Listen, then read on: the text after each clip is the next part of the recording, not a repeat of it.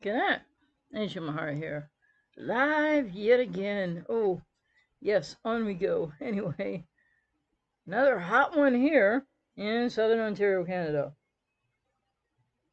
So, this live stream, I really want to stay as topic specific as possible, is BPD, situationships, BPD, social media masks, and surviving a BPD situationship or relationship and breakup. And what does this mean for people with codependence? Well, it means a lot because people with codependency can get into a lot of denial too, but not quite like a lot of people with BPD. And what am I talking about? About social media masks? Well, they have online personas. If this thing is really live, I don't know. We'll see. Is there a sound issue? I'm wondering. Oh, I know what the problem is here. Okay, I got it. Problem at my end only. Just a minute here. Sorry for this. Yeah, there we go. That's fine at my end anyway. That's the best I can tell for now. What am I looking at this for? I don't need that. So, yes, people with BPD. So, I've been hearing a lot about this from clients over the years. So, it isn't brand new in my mind or just a different way to talk about it. It's not even just those two things. So when you're in a relationship with a person with BPD, untreated, not all people with BPD are the same. Not all people with BPD are in the same place. Want to make that clear. But a vast number of people with BPD, dare I say, kind of like still maybe the majority, they are. Oh well, hey. Wait a minute, not in the middle of a sentence. What was I saying? Yes, with the majority of people with BPD, people untreated, etc. But even treatment sometimes doesn't help everybody with BPD, or they don't stick with it, or they quit, or they're in the wrong treatment altogether. But the situationship, because it's not really a relationship, it's a situationship. And the social media masks they wear, well, guess what? They do that around the house too. They do that in their situationships with you, the relationships. So, what is a BPD? What is a relationship with somebody with BPD? And how do you prepare and how do you go through after the breakup, the relationship breakup that I would call the situational breakup. So got a kind of couple subjects going here at once, but social media masks of BPD. Well, I've been seeing more and more out there, and like I said, I've been hearing from clients for a long time about this. A lot of people with BPD, in a time, mind you, where there is more treatment now than ever before. More people with BPD, well, in denial. They're becoming escape artists, escapology, escapism, and they are doing anything and everything but what they need to do. Why is that? Well, yes, I'm finally here to just say it plain and simply. It's got a lot to do with a lot of things, but it's got a lot to do with social media. Because there are just enclaves, groupings, larger and smaller, in areas on the internet, especially in a blog area. I'm not going to name it, where it is, but like, it's not just one blog. Many, many, many people with BPD with blogs. And so they're all trying to seek to, quote, validate, unquote, each other. And well, okay, but I wonder how that really works. Because what they're doing is they're creating bubbles for themselves. And then there's some people on, well, there's more than some. Like, I keep running into them, like when I'm just trying to watch something else on YouTube, not even on this subject. And there's like, I don't know how many, probably thousands of channels, a lot of them really small, with people with BPD. And they're just, what they're talking about. I've seen some channels nobody's watching, and then I've seen some channels where other people BP will watch and this and that. But there's this narrative building online, like so many people with BPD have taken on the label as an identity. That's not healthy. And then a lot of people with BPD, the psychiatric meds, etc. Well, they bought all that up the yin yang, and now they're starting to rebel against that. Okay, that's probably positive. But this idea that they can just declare themselves better, and this delusional grandiosity is what it is. That they think that they're appearing one way online when even on YouTube they don't pull it off, but they think they're appearing like so different, like they are so different, like they are so evolved now. And I'm not saying these aren't people that gain some awarenesses or grow, maybe a lot, but they stop short and they don't go through what it takes for full recovery and healing, which is so possible. So the thing is, now they say things like, well, I think I only have poor traits because I declared it so, they'll say. Or, you know what, I'm leaving the label of BPD behind. And yeah, that makes sense. But not at the same time that somebody's declaring because, I don't have it anymore. Or, okay, there's some situations in which a person could say maybe the diagnosis wasn't, but that's more for me to say. Way back when, if we knew then what we know now, yeah, my labeling, because I wasn't really diagnosed, would be maybe something different or a little, like whatever. But that's revisionist history. And so for people that have not only had YouTube channels and on these blogs and other places where people write, well, they have shown for years who they really are.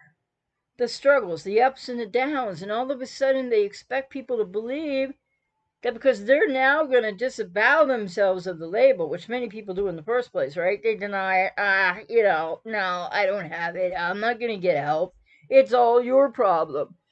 Well, now there's this sort of like, I wouldn't call it a meme, but it is a growing narrative among people with BPD online who maybe don't like the label. Well, I can understand that. And then, but now they're just kind of declaring that they aren't that anymore. And I had a client say to me recently too, like not just one, several, that, these people that like they've been in relationships with BPD or exes now or whatever, have said to them, well, doctors like, okay, so psychiatrists, which I would agree, stay away from psychiatry, but psychiatrists and psychologists and social workers, all mental health professionals, people at BPD will say, we put them on a pedestal and then we just like accept what they say. Well, in a way, the way that pseudoscience of psychiatry pathologizes it, I can understand wanting to not, take that on board.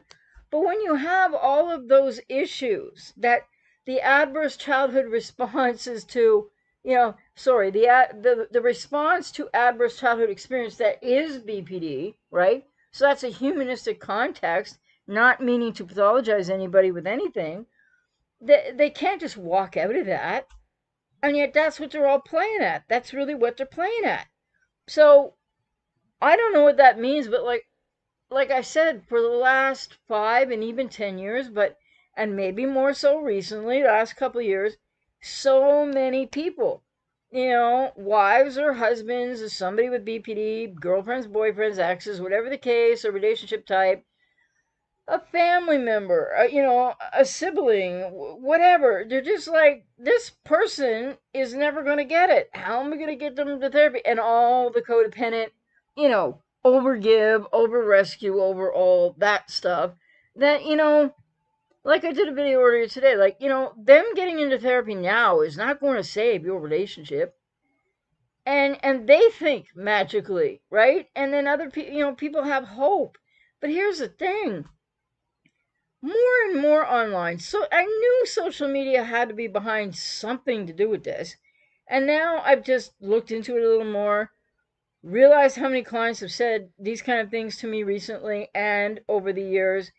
And then I went to looking in a couple of spots where I know there's a lot of BPD stuff by people with BPD, and accidentally found some more new channels like of people with BPD, which seriously, nobody's watching them.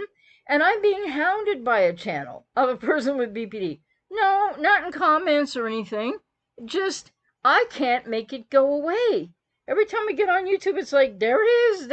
If it's a story, it's like, why can't YouTube make that channel go away from my feed? This is a person just terribly entirely, and I don't mean this of everybody with BPD, but so many, negative, negative, negative. Everything is a swear word. Everything is a complaint. Everything is because the world is treating them bad. Everything is because, like, everything is somebody else's fault. So I don't know if other people have noticed this, but I do have a lot more clients, and over the years, that are really aware. Like, a lot of people with BPD, not all, but they're sitting around all day. People come home from working hard. People come home from giving, giving, giving, giving, giving, giving, and they're just sitting there addicted to, like, Facebook or whatever, or a certain there's a certain blog provider with a name I'm not going to use here, and there's just a plethora of stuff over there. It's you know, they don't know, each one of them don't know who they are, so how are they supposed to help other people with who they are? I don't get it, but they're definitely, I'm not comparing them to narcissists, but they have these social media personas and masks. And I just think it's really telling. And it's disturbing because it means a lot more people are emboldening each other with BPD. They're getting together, they're listening to each other. And so the other thing is, how's that really going to help people? And how's it going to help loved ones when you have a loved one in any relationship type who's kind of going there in a way, or maybe never even got treatment? And now they don't think they need to because of what a lot of people are blogging about specifically. Um, hey there, Paula. Thank you so much for dedicating your life to BPD. Yeah, I know. Sometimes I'd like to, like, well, actually, check my second channel, which I'll link under this later, because I'm going to be talking about other things over there, because I've been talking about BPD forever. But yes, people, I work with clients and I work with people with BPD too, so I don't mean anybody any disrespect with that. But when people are not helping themselves out, that might be a problem. No, I see you, Corey. I just don't know what your point in being here is, because I know what you're going to say. You think I'm talking about you again, and I'm not. But I've said that enough. So anyway, well, I think there are a lot of therapists out there who've done a lot, for BPD and people for BPD with BPD, and have created a lot of wonderful treatment modalities. And I know somebody who's in my local area who's actually, I hope that I'm going to be able to be trained in a certain thing that she's pioneered, because there are still, and she's in her like mid-30s, but there are still professionals out there that are doing amazingly pioneering things. So, and then there's a lot of mental health professionals that, yeah, they don't want to deal with people with BPD. But I think that stigma, the stigma is huge. And of course, people accuse me, but I'm not here to make it worse. I've been always advocating that it is not what the pseudoscience of psychiatry pathologizes it to be. But for people in relationships getting really hurt, it's still pretty hard to take, right? And where was I here? Oh, Clash, you're very welcome. I hope the videos are helpful. And Chubang Boon, hi Jay, your videos have helped many, many people, and the clarity in direction. Oh, you're very welcome. How you doing tonight, Wheels? Hi, Sarah. Oh, you're very welcome. I hope I hope you've been able to find some peace and quiet, like a little bit of peace inside. And yeah, it was a pleasure talking to you, and look forward to working with you going forward. Hey there, Natalie. Oh yeah, you made the live stream. Yeah, how about that? I know, I hear you, Wheels, but like this one person's channel, it's just a little dinky channel. I don't know if anybody's watching her, because it's like really sad and depressing. I don't know, but I keep trying to block it, and it keeps like, just click the three dots and go like, don't want to watch that, but keeps coming up anyway. What can you do? Sarah said, real BPD really sucks big time and shouldn't be trivialized and made light of. BPD hurts. Yes, I know, and it hurts the people who have it, and it hurts so many people around the people that have it. And then there are people who are making strides, and like, not everybody's in the same place by any means, right? So it's important to keep saying that. But I think a lot of people with BPD online, and like I said, more and more clients reporting to me that what's happening for the person might be a husband, might be a wife, but like they're just a lot of people with BPD go to this kind of escapism that is, you know, like I think I talked about in a video before, it's new age, it's whatever it is. And I'm not here to say anything like in total about that because people can believe whatever they want. But it's a place where a lot of people with BPD go to escape something that maybe they've never started treatment. Maybe they just didn't do the deeper work. And maybe they're feeling like they're pretty secure in themselves, but like how, maybe they are, maybe they aren't. I don't know. So I'm just going mostly on what clients have told me recently. Well, in the last couple of years, like I said. Hey there, Sarah. A lot of Sarahs in the world. Yeah, I have a lot of Sarahs as clients, and it's like I have to keep every Sarah straight. But you said I also have a good friend who is quite BPD.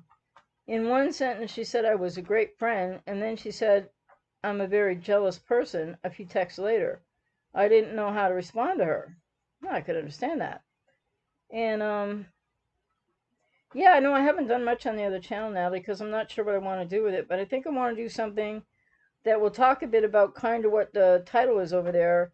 But then again, maybe more other things that might be more helpful in an area still to help people, dealing with these issues, but and some philosophy. And I think about a lot of other things. And so, yeah, it's like, and don't forget that I'm out here and I work with people, and I work with people with BPD as well as loved ones, and a lot of people on the codependency recovery, etc., and people with other issues going on too.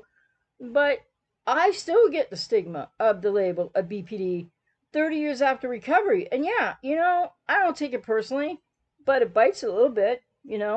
So, and that's another thing too, because there's another YouTuber on YouTube, obviously, with BPD, or maybe not. And I caught a video of hers by accident the other night because this came up in front of me, and it's really interesting. But she believes the pseudoscience narrative of psychiatry. Well, it was actually a video from 2018 that I saw last night. But this person strikes me as, man, if anybody has gotten healed and to a recovered place, she looks like she has. But she believes in the pseudoscience narrative of psychiatry, says you can't be cured. Nope, it's a life sentence. Well, nobody needs a quote cure from psychiatry because it's about healing adverse childhood experience. And it's never anybody's fault who has BPD that they have it. But once you become an adult, your responsibility to do something about it if you have BPD. But so, and this YouTuber looks to me like if she just could adjust her beliefs into a humanistic context, I don't know. Person has kids, person seems to be like, I would say, but she doesn't believe it. And then she tells other people with BPD that they can't recover either, will always have it. It's like she's contradicting herself. And it's sad because I believe she looks pretty darn recovered to me and pretty healed and managing things. And I just happened to catch a video where she was talking about a relationship breakup, and like I guess from a few years ago, a couple years ago, or a little bit more. And the thing is, she said, I didn't have any BPD symptoms through this. Well, it's because she doesn't have BPD anymore.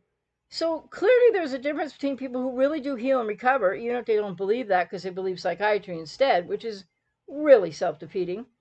And then there's all the people in between, and I'm sure there are other people who are recovered like me. I'm not the only one. I'm just probably the only one out here talking about it because in that regard, because yeah, you still get the stigma slung all over you when people feel like it.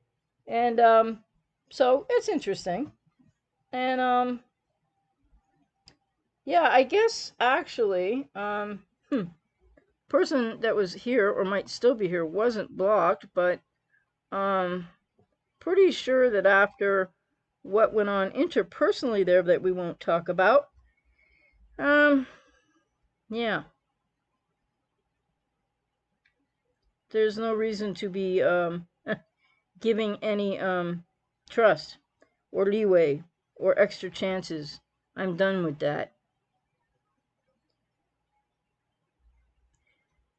So yeah, there's no way to deal with this except to say it outright, okay? So Wheels, could you please remove Corey H comments and make sure there are no more? Because I'm not interested. I'm gonna make sure that I do uphold my own boundaries and take care of myself for once and for all.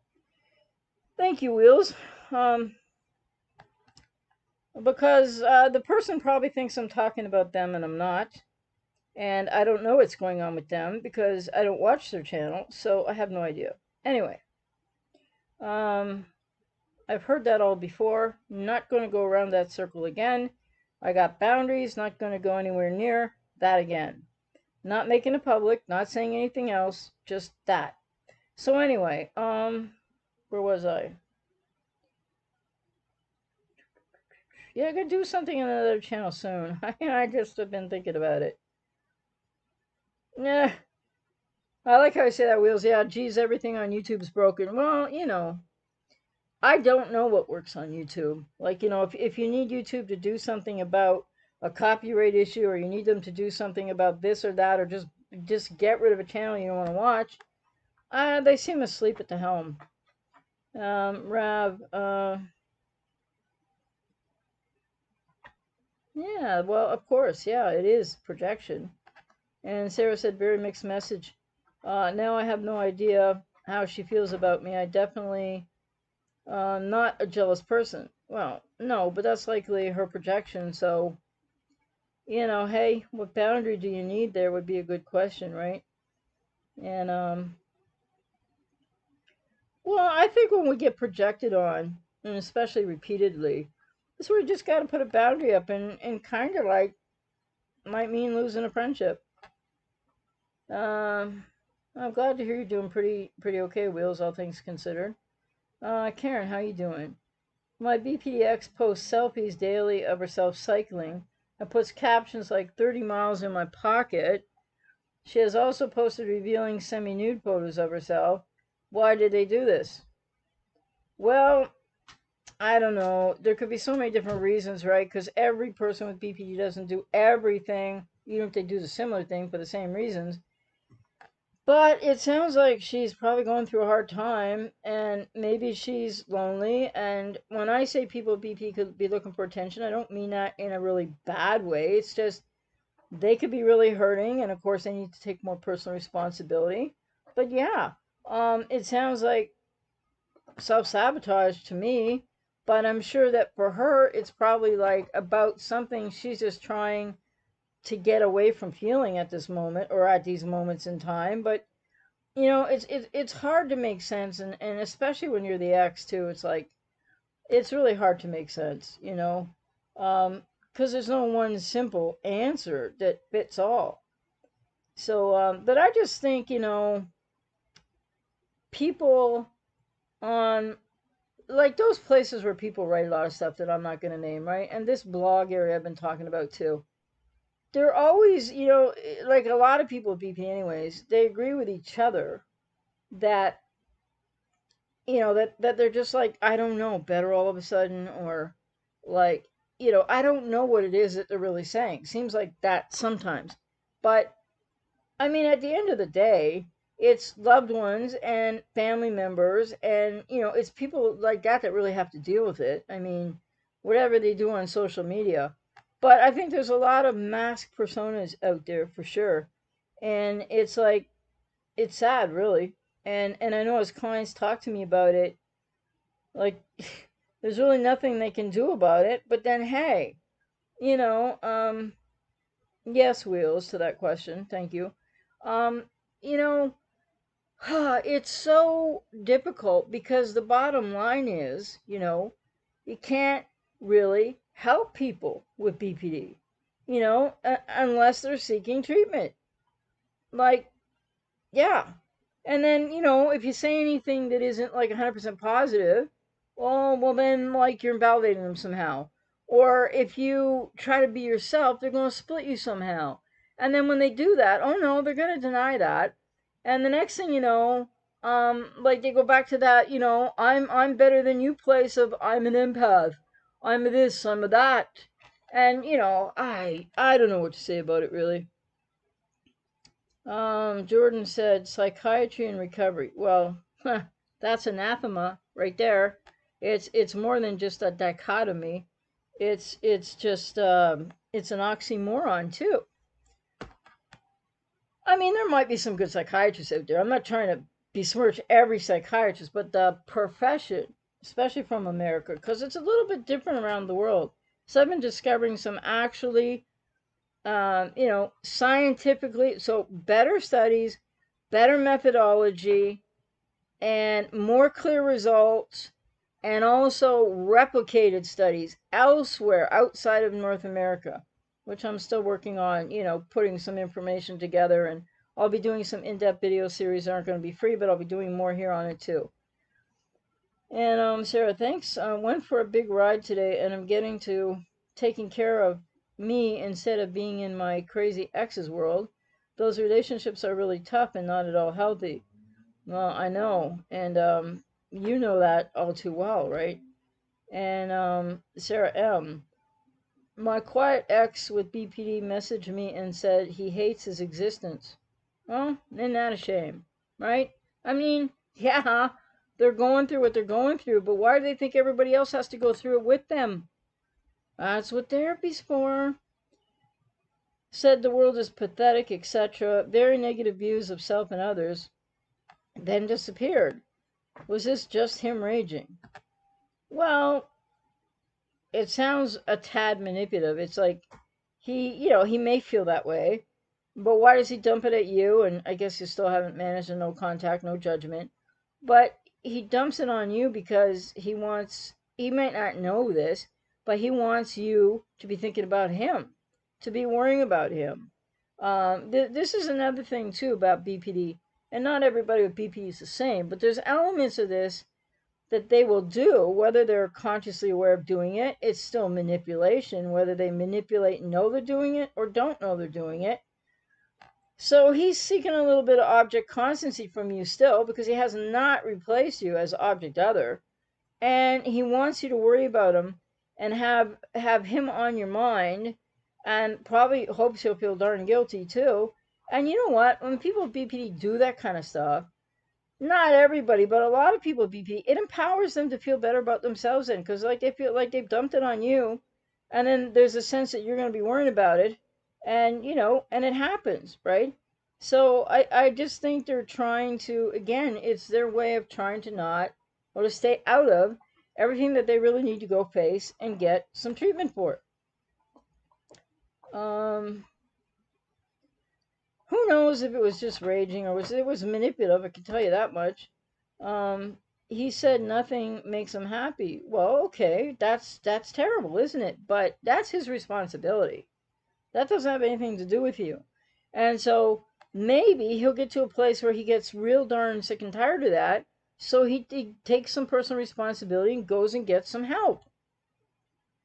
Would it be okay to suggest treatment or just no? No, I wouldn't recommend it. It's up to you what you do, but I wouldn't because I think you're working on no contact, right? And so that's not in your best interest. So again, that's that codependent, and I don't mean any judgment with this, right? That's that codependent like impulse. Well, maybe like I should suggest treatment. Well, hey, like I know that I was atypical when I had BP and whatever. But the thing is, I knew I needed help when I was 16 years old, and I pursued it, from 16 to whatever age when I recovered there. So it was like 15, 16-year journey. And the thing is, and I went through the whole thing. And so, what was I going to say about that? Yeah, nobody could have made me do it. Nobody could have suggested it to me.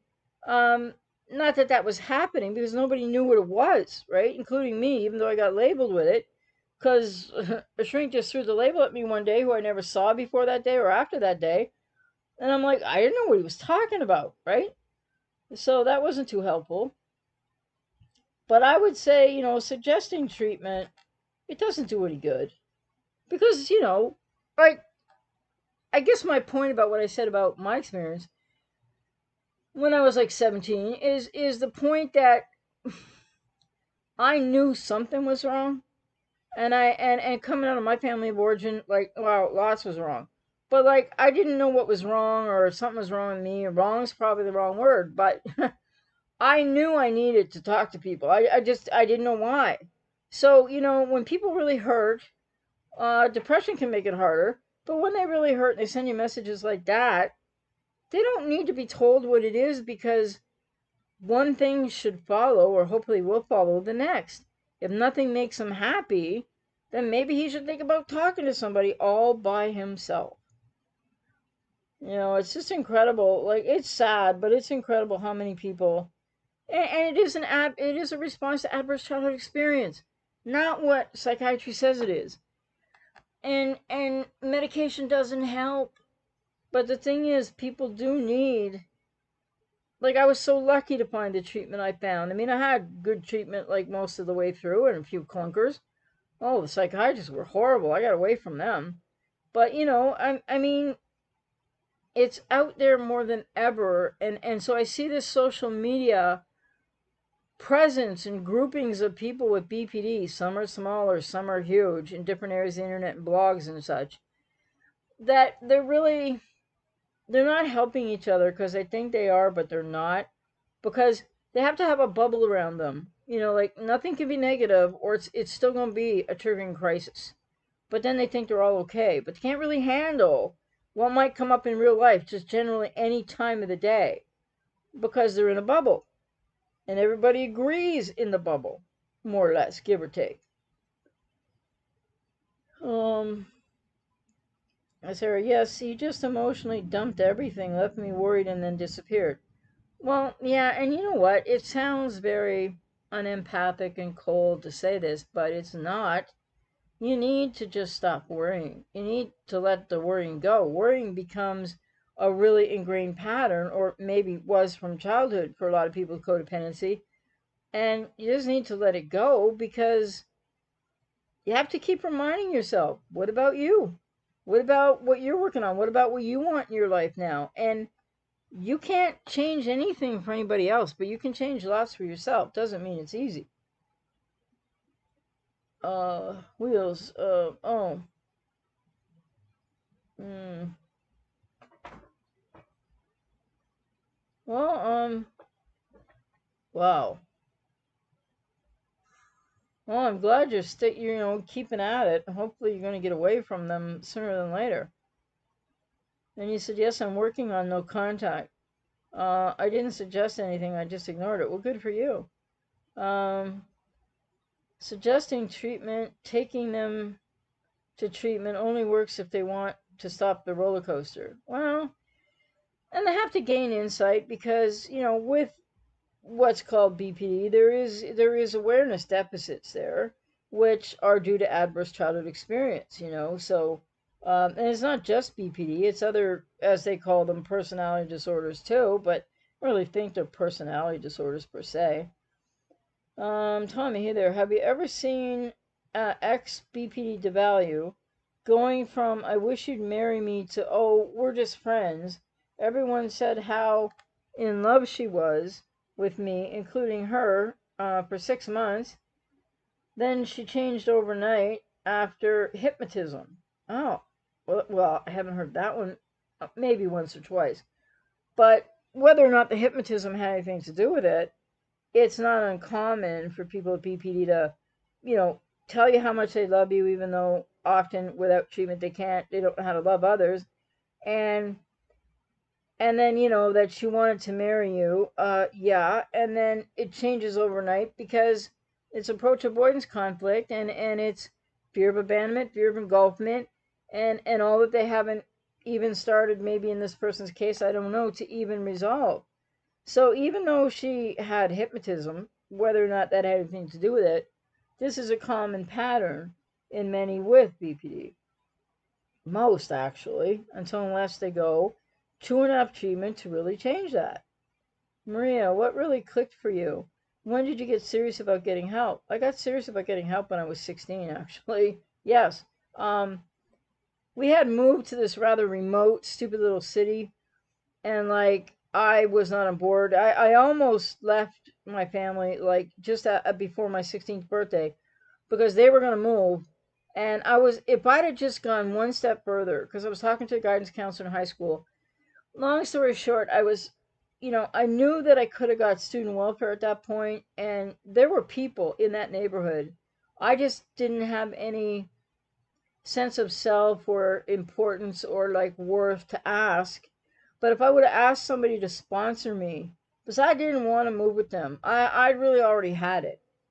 But so when we did make the move, oh geez, even the car ride, I just remember a couple things like driving out of the neighborhood as we were leaving and watching my friends from high school going home, and just like I couldn't even feel it. I was so overwhelmed. And then we would have a 12 or 13 hour drive up to like way up north in Ontario. And guess what was playing on my father's 8 track that day? Bridge over troubled water. I thought I was just going to like implode into myself and cease to be, or explode outward somehow and cease to be. It hurt so much.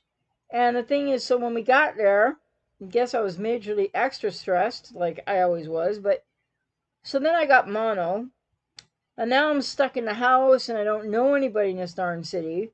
And I'd already made a couple friends at school because I didn't get to go to school long before I got the mono. I was in bed for months, and so that sucked. And then, um, and so with all of that, um, I was watching. What I remember happening was I was watching situation comedies like It Was All in the Family back then, and Happy Days and stuff like that. And every single one I was turning on for, I don't know, it seemed like at least a few weeks to a month there. Because I had mono, right? I'm laying in bed. I got nothing else to do but watch TV. And back then there was no internet or anything anyway. So I was watching these situation comedies, and they were all dealing with death. Death of somebody, a death of a friend of somebody in the, show.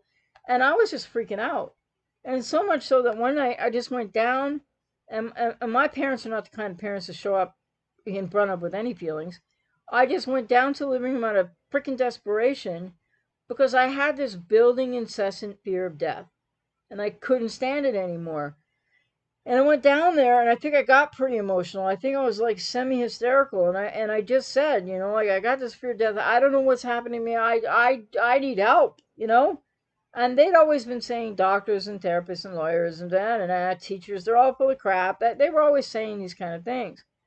But when I presented myself in front of them in a hysterical, emotional mode, they were like, "We don't want to deal with this. So yeah, where do you want to go? What do you?" So it was then at the age of 16, because of that I first sought out a psychologist. And they let me go to one. Right, took me there. Or my father took me there, anyways. And so that was the beginning. And then soon, like, I was in grade 12, and I was getting ready to, coming to the end of high school, and just needed that mark in math that I barely squeaked by with to graduate. And then I was going to be on my way back to Toronto to, go to university. So, um, they started to do some investigation at the psychologist's bequest of me physically as well, because I do have temporal lobe scars, a scar in each temporal lobe from birth trauma. So that was starting. I didn't get the results of that because I had already moved down to Toronto, gotten away from them. And there I was, hey world, here I am. Like, now what do I do? Right? So I was living in a nurse's residence at the university, and there was a hospital across the street. I just had to walk across the bridge. So I don't think it took me like 3 days even to just realize, like, I don't know what I'm doing, but like I had to get away from them. So I walked across the bridge, and I went to the outpatient psychiatry, and I asked for somebody to talk to. So the journey really began before I left home. And that psychologist wasn't the most helpful dude in the world, but at least he had a part in talking my parents into letting me go where I wanted to go, which was back to Toronto to school, because the father at the time was full of these ideas, like he was a nut, and then some. But like, why don't you just go to like university here, and I'm like, because you're gonna move any minute, and I'm not interested, and I don't want to be here. So that was the impetus for me. It was like I had such incessant growing fear of death at the age of 16 that I really, as I look back over my life, I really believe that if I didn't get that obsessive fear of death, I would have been wanting to take my life for sure. And I think that that's why that crescendoed and built. And I would kind of figure that out later and kind of like get the context, but I didn't know what was happening back then. So That's what really gave me the impetus. But as soon as I got out into the world and away from them, I knew I wasn't equipped for, like, what do I do next? Like, yeah, I could study and I could get good grades, but oh, like everything else, I couldn't cook. I didn't know how to do laundry because I didn't want to be anywhere near my mother. So, I mean, I shouldn't say in all fairness to her at all, but like I'm over it. The point was she probably would have taught me that stuff, but that would have meant I had to be near her, and that wasn't okay with me. And where was that question? So that's what clicked for me, and it didn't click in terms of what I was going to have to go through and what I was needing to heal from. But you see, it really does speak to, in my experience, the family of origin and the situation and the incredible adverse childhood experience that I had all my childhood, etc. Well, that was, a part of everything I was going to have to, like, learn a lot more about. And and people need to, with BP, need to unlearn the defenses, break down the defenses in a safe process, and learn other things, but more than just DBT skills and managing symptoms. Got to really figure out what's driving those symptoms. Got to really find that self. It's like a really daunting process, as I've said on another live stream, but it's worth the doing, and the doing all the way through to having professionals tell you that you are healed and recovered. As people all over online are just like pronouncing this for themselves or something. Or like on these places where they write, they'll say they're it doesn't matter about qualifications, right? Anybody can write anywhere. But what they will put there is like DBT grad. Well, whoopee, what's that mean? Like good, but what's that mean overall? And then they'll say, well, I don't know. Some people are really fond of saying they've been diagnosed BPD subtype ASPD, which is like an ideology and not even proven science, but they take it on. I don't know why. Some people with BPD aren't their own best friends for sure. Like lots of them aren't, but in this way they're not. Now I understand the other side of saying doing self harm. I haven't in a while, but my reasoning was I was in pain mentally, need comfort from my partner, didn't get it, so I resorted to that. Well, yeah, and feeling like you needed comfort from your partner, that could have been partially here and now, yeah, for sure.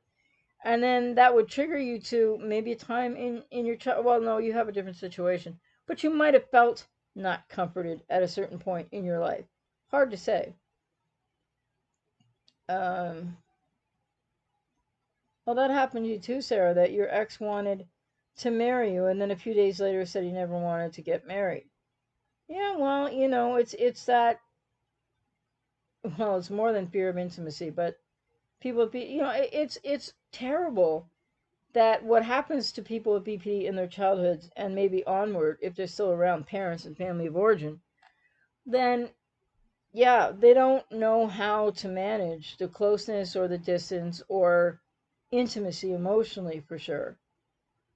And so they panic and they run, and even a lot of people with BPD that I'm working with now or have worked with over the years, you can see it out there online, people talking about it too, that they've had a certain amount of treatment that really gives them some awareness, but it's still more intellectual and it could be somewhat emotional, but then people stop short of doing the deeper work.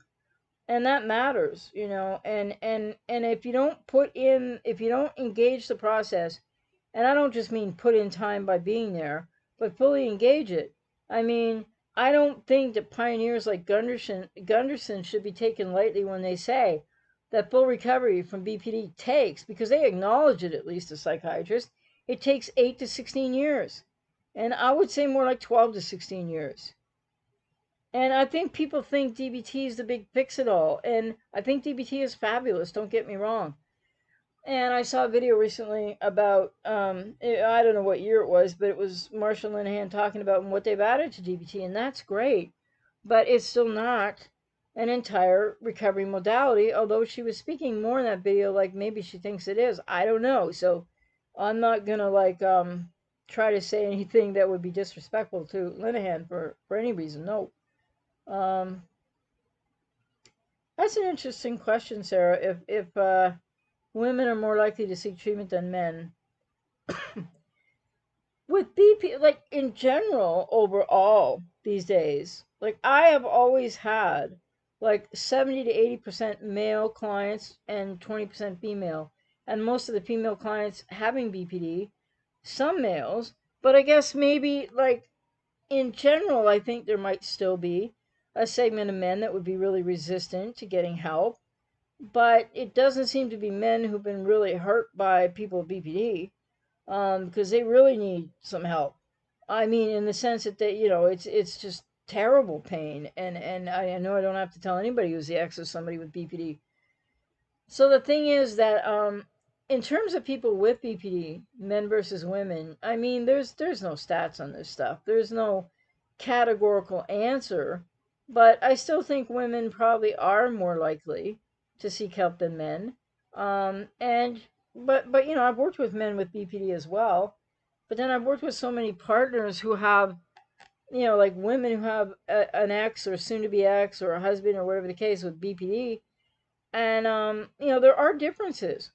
And I think one of the things that's really an important difference to delineate is that more males with BPD are often have a higher potential of being much more dangerous than women. But saying that doesn't mean there isn't a smaller group of women with BPD that could also be very dangerous. So it's hard to say, because I mean, even men after these relationships and when they're really in agony, and I work with a lot of clients in that situation, that's where we start. um they might kind of still, some of them have a reticence about getting help, but not all. So it's really hard to say. Like, they're just, probably more women do still than men, but that's got to do with culture, and different cultures, by the way, too, because I work with people all over the world. So it's really, I've worked with a lot of men from, who are the exes of women with BPD, or sometimes gay men, but specifically, from like India, Pakistan, trying to think of a few other countries where, where culture is different. And for men to reach out, it's like it's so difficult for them. So I think there's still like a lot of cultural issues around that for men.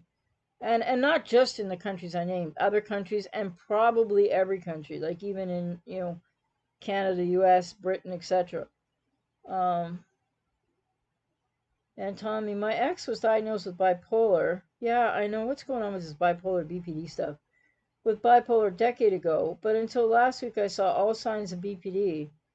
When mask slips, it likely misdiagnosed. She was likely misdiagnosed, or both. And if she asks me again, should I tell her I think she has it?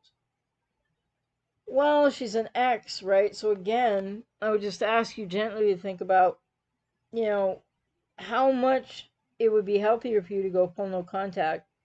And if you're still in contact, whatever that's about, obviously your own decisions. But um, no, I would recommend against it, because that's that impulse, often codependent impulse, to keep on trying to help them, to keep on trying to change them. And it's really time to focus on you. And, I'm not trying to sound harsh or anything, but people with BPD at some point, and some people in a lifetime, never get there. And that's really tragic. But they have to start to realize that they're making choices, and obviously not always consciously. But the thing about that is, the choice to not make a choice is even a choice.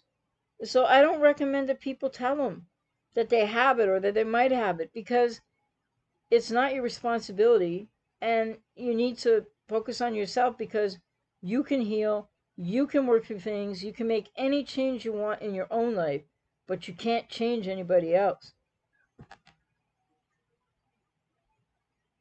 Hey there, Deb. You said, I hear you about the not cooking, high anxiety in light of some deficits because you were capable of uni studies. Would you consider your past self as a high functioning borderline? No. No. No, I was a classic, what they would call acting out, even though I didn't do it that often, truthfully, because it was atypical for BPD. But like I said, I don't want to put out that information piecemeal, and I'm not walking anything back. It was just the time, 1975, when I was labeled and not correctly assessed. So I'm not trying to walk anything back. But this supports what I've been saying for a long time now on this channel, is that BPD is a trauma response. It is not this psychopathology or pathology of like, geez, we don't know why they're doing this. And more therapists, lots more have come on board with that. I didn't create this. Like, there's a lot of stuff out there, but don't listen to the pseudoscience of freaking American psychiatry. And like, I personally, I don't care about the DSM. I've always preferred the ICD. I can't wait to get my copy of ICD-11.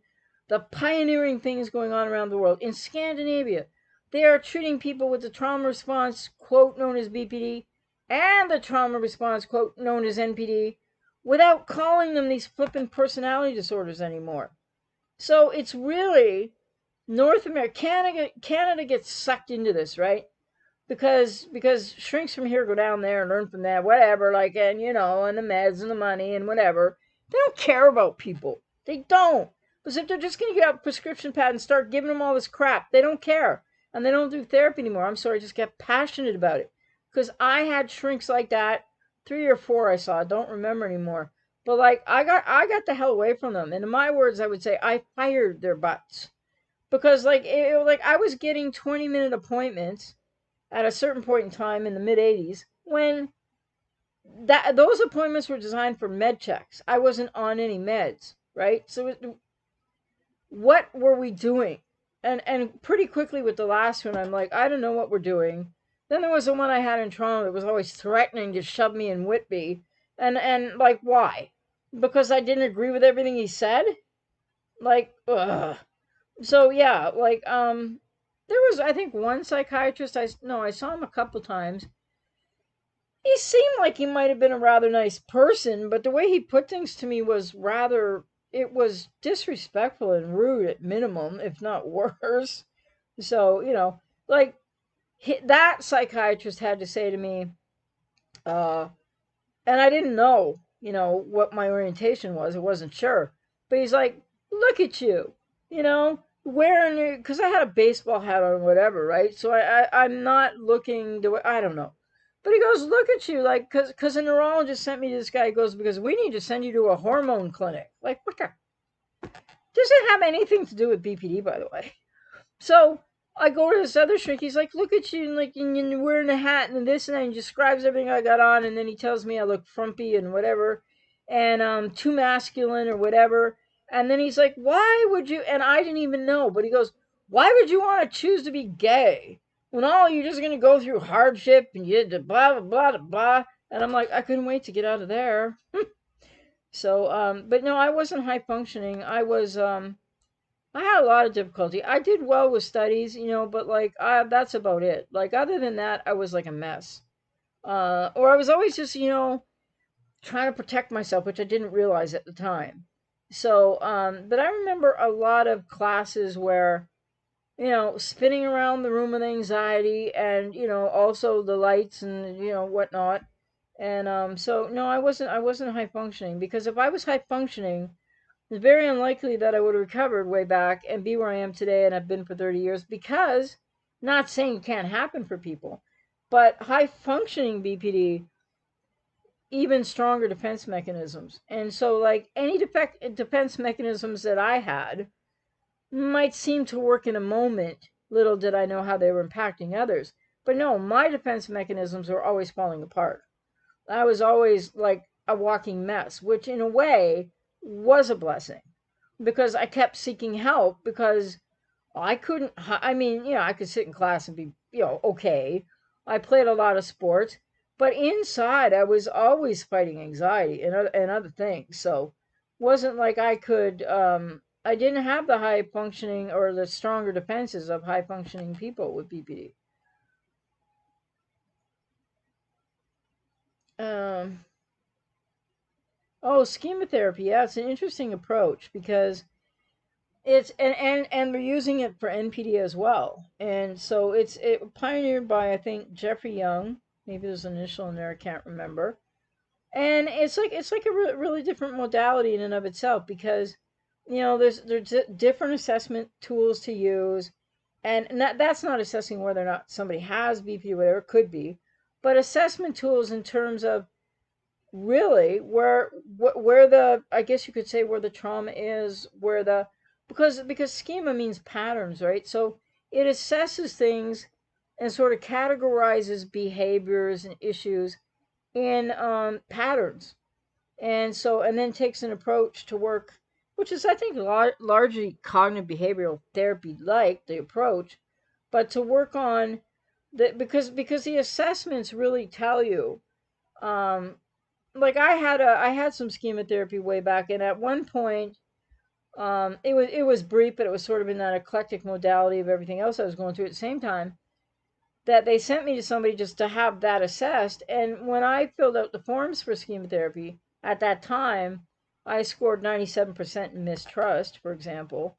And the different schemas that are measured, or patterns that are assessed, can really then inform therapists how to go about helping a person, right? Because not everybody with BPD is going to score the same scores on all of the different patterns, which I just can't remember off the top of my head, but I do know and should be able to.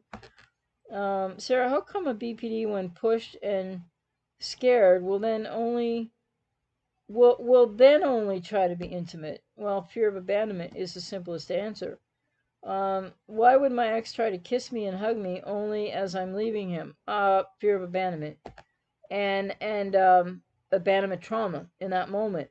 Like, kind of to try it, like as if he fell and grabbed your leg. It's like, wait a minute, and trying to engage you as if like something could change or be better, but to get you to not go. And you said, and then his way of being close feels so fake, desperate. Well, it probably is desperate. And rather than saying it's fake, it's probably just really not something he's able to do. So it's not natural, and in that regard, it's not authentic. But then when people with BPD don't know really who they are, they don't have any self to be authentic from. Natalie, wow, that one psych you described sounded horrible. Should not have been in the profession. Oh well, that was really. I had lots of different experiences with a few of those psychiatrists. That one probably wasn't the worst, but it was like, so I'm 17, 18. Like, the point is, I don't know where it came from in me. It probably was to do with my family of origin, and that I had fight flight responses. Sometimes it was freeze fawn, but sometimes it was fight flight. And it really helped me. Like, it's hard to say this, it's weird that my parents are both narcissists, right? And whatever and with comorbidities different. But the thing is, I was so, I don't know, it helped me that I was always fighting back, even though I never knew what we were fighting about most of the time, because it was really their stuff. I was a scapegoat. But the point is, it helped me to really be, and maybe, maybe I was doing some object other transference even, but I was seeing the psychiatrist for the, well, pricks that they were. And something about it felt really off, and I think that my past, like my family of origin stuff, well, it wasn't so past back then. um I guess that I was a bit oppositionally defiant, not for the sake of it, but when something didn't make sense, that I was really fortunate that I was able to kind of go like, no thank you. And that one shrink, that I first saw in 1975, and I don't remember if I saw him kind of off and on for a year or two or whatever. But one time I was in, just a long story, I don't mean to go, but just to give you an idea. So I got put in the hospital. Well, actually, I think it was around 19 or 20 by then. But it was really because I was having like temporal lobe epilepsy stuff happening, and so I was on a medical floor to investigate all of that. And then I guess I wasn't supposed to get out of bed. I was dizzy. I was having physical problems, and then, but I wanted to get out of bed anyway. And some nurse came, and she didn't just like, she might have said, "Don't get out of the bed," and I kept getting out of the bed. Okay, climbing over those, at the bottom because I got the rails up. But rather than just say it to me again, or when I stood up, stand in front of me and say, you have to get back in the bed, she just hauled off and like slammed me in, the top of the chest area, sent me flying back into the bed, and I'm like, that's not okay. So I got up as fast as I could again, got my feet back on the floor, and I didn't do to her what she did to me, but I did take my hand, and she was right gonna push me again, and so I pushed her back a little bit, not like real hard. Anyway, by the time she gets down to the nurse's station and writes a nice flowery story, because this is what happens to people with BPD, by the way. You get that label, freaking your truth don't matter anymore, even when you're telling the truth. So the shrink comes in, and that's when he told me I needed to take this Halidol, or he was going to send me to Whitby as soon as they were finished with me medically in that hospital. And I never swallowed one of those pills, but he prescribed them. They brought them in. I fooled around. I sort of made it look like I was about to take it. And back in the 70s, that was good enough. I don't know if that would work today, but they had to get moving, and I flushed them all down the toilet. So Halidol of all things, which I know what it is now and what it would have done to me, but I had no idea back then. But my patent answer to medication was no, no, and absolutely bloody no. And then they would threaten to throw me into like some psychiatric hospital. And I'll be like, try it. I don't give a shit. No. So I was lucky in that regard, or something. And Tommy, till I watched your vids, I didn't understand why she suddenly devalued out of nowhere and said I was controlling. I couldn't have been less controlling. Thanks for helping me understand it better. Well, I'm glad that you found like some or more, like whichever video or more videos. I'm glad they've been helpful for you. And Deb, I love your silver lining in the lower functioning BPD. Thank you for all you share. Oh, you're welcome. Because I mean, I just share it to help people. I don't really need to regurgitate it because it's so long ago. Like I don't even care about it anymore. Um, but it's yeah. Like I mean, these silver linings. I've been aware of it for a long time. That and I think like I was saying to Wheels in the last live stream or one before. The silver lining has nothing to do, in my case, I had two cluster B parents, right? It has nothing to do with a cluster B parent or whatever. It has all to do with the journey we take after that and the silver linings we find for ourselves. So, because Wheels was kind of like between like, well, I think I'm understanding this, but like I can't give them credit. Well, no, they don't deserve any credit for anything. And I guess my passion too, and for people, loved ones, etc. Yes, and I don't make so many just BPD friendly videos, but then on a live stream, a person with BPD, and I mean this with all respect whenever I mention comments from other live streams, person with BPD got triggered, snapped at me. I didn't snap back, but my response was kind of commiserate to theirs, not in tone or whatever. But, they're like, honestly, AJ, who cares? Whatever. And I'm like, okay, well, I don't really care either, which was a statement back to what they were saying. And then later in the stream, they came back to say, well, how can you be a therapist? You do all this and you don't care. And I'm like, wow, yeah. Sure, globalize the statement, black and white, come back to try to get me to defend myself harder because they were in a defensive place. And then they asked me, do I need to use such specificity or be specific? That word didn't come out right. Do I have to use such specifics in what I'm communicating? Can I be more general because somebody could be triggered? And I respected the question. And then they asked me another question, which is why don't I put trigger warnings on my videos? And my answer was I don't coddle borderlines. Okay? I don't believe in trigger warnings. That's what they're doing all over the internet for each other. Oh, trigger warning. Oh, watch out. It might say something good to upset you. Well, that's just like, that's the codependency in BPD and or something else. But it's like, I don't believe in that. I don't believe in knocking people over the head either. But here's what I like to say, and I say it the odd time. Why is it that I have clients with BPD who watch the same videos as the people with BPD that I get all the lovely, flowery, abusive, crazy messages from? And people that just go, I hate your video, I hate your title, which that's fine. If they hate the video, they hate the title. That's their prerogative.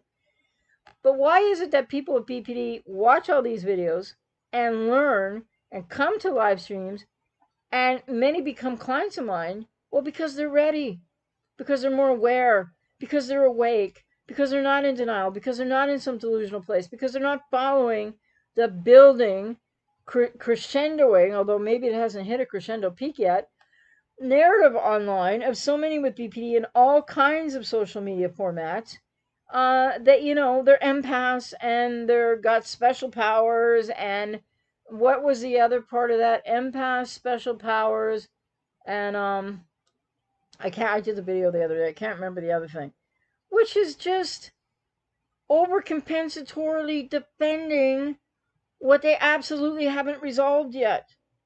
But it's like, hey, I'm special. Or people with BPD will say, I'm so intuitive. Like, everybody has some intuition. But what people with BPD who haven't got to full recovery need to realize about, and even people like without BPD, or like I would say of me today too, our intuition, it has strong meaning, but it's not everything. And then it depends what you marry your intuition with. Is it critical thought after that? Or is it tarot cards? Or is it astrology? Or is it like all the other woo woo esoteric stuff out there? And hey, billions of people, probably, at least a few billion, probably, are into all this new age esoteric stuff. And all this and there's something to energy and all that, but there's no efficacy in that for people with BPD getting better, or thinking they already know who they are when maybe they still could use a little more therapy, or a lot more therapy in some people's cases, whatever the case. And then they go there. And I've had clients who've done that. Or they show up and they've already done that. And it's like, oh, wow, how do we decode this? And it becomes an issue. And then, yeah, I've had some clients, like, I don't put my belief about that on them. I rather gently try to suggest that it might not be helpful, because I don't know, to each their own with all that stuff. But it has no efficacy to help people with BPD. Not really, because it's escapism, and it takes them further away from the very critical thinking that they need to learn how to do much more of. So, or most, people who still have BPD, or whether or not they identify with the label or not, doesn't automatically mean that they don't have it, or that they don't have a core of the issues of it still, or whatever the case may be. But so, I think the narrative online is really, I don't know what people with BPD get out of it together. That's their business. But I do know that that's where the codependency in BPD comes out between people with BPD. And everybody is trying to, yeah, like that person who said to me, why don't I put trigger warnings on my videos? No, I'm not going to do that. And it's not because I don't care about people with BPD. I do. But yeah, it's kind of like people that I want to work with BPD. If you can watch these videos and you can get it and you can hear what I'm talking about and you're ready, that's who I want to work with. Because I don't want to work with somebody with BPD who's at ground zero. And sometimes I get clients like that. But if they're willing to, because you know what? I'm not about taking people's money and just listening to them complain and be negative for an hour every week or whatever, or 2 hours a week or whatever. No, I'm about helping people to find their way through what they need to learn and change, whether it's people with BPD or people on the other side, or adult children of somebody with BPD, or an adult child of a narcissist, whatever it is. It's about helping people who have the answers inside of them. Maybe people with BPD, it's not exactly the same, but to some degree, they need to find that self in that very painful process that will yield them answers from that wounded space that they wouldn't otherwise know. And that's why when people stop short and don't do the deeper work, and a lot of people do that, or they don't even get to that point, a lot of people, and then they go into the esoteric escapism. And I'm not saying everything esoteric equals escapism, but I just don't think there's a lot of critical thinking attached to it. That's just my opinion, right? So billions of people would disagree with that opinion. Um, and Wheels, I don't know if you're asking me that. Were you ever kind of afraid of people? I was totally afraid of people. Cause that's what I got taught in family of origin. Like, I mean, it was all about fear. And yeah, there was a time when I couldn't even speak up for I mean, I would fight back with the parents, but after that, like, I couldn't speak up for myself. I went into a lot of fond codependency, along with the BPD issues of, um, I didn't know how to ask for what I wanted or needed, or like, I had no language for any of that, because none of that was going to happen. It didn't happen through my childhood. It was like, and if you were going to take a risk on asking for what you needed, in my family of origin, it was okay to ask, can I have a baseball glove? I need a new hockey stick. As long as it wasn't emotional, right? But if it was emotional, duck, run, never mind, don't do it. Um, well, I think lots of people with BPD tell their exes, or at the time partners, that they're controlling And, there's a degree of, probably unintentional nature to control within the codependent unhealthy relational patterns, but not to the degree in which people with BPD are struggling with that within themselves and from adverse childhood experience. And Scott, hey there, do you have suggestions for dealing with an ex-wife that was diagnosed with ADD, bipolar 2, and BPD that is turning children against the father post divorce? Oh my, I'm so sorry to hear that. That's terrible. Parental alienation, right? Suggestions for dealing with that. Wow. I don't know because it would depend on how your custody arrangement or shared custody, how that was all decided. If there was, that's a very tough thing to address. But you first have to look at your own situation about what are the legalities of how this is supposed to work, and is that happening?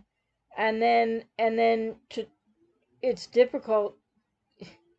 Parental alienation happens so often, and to the non BPD partner or ex. And the thing is, that's really difficult because when somebody's actively doing that to your children, then yeah, like it can be really hard for you to get them to listen to you depending on their age, etc.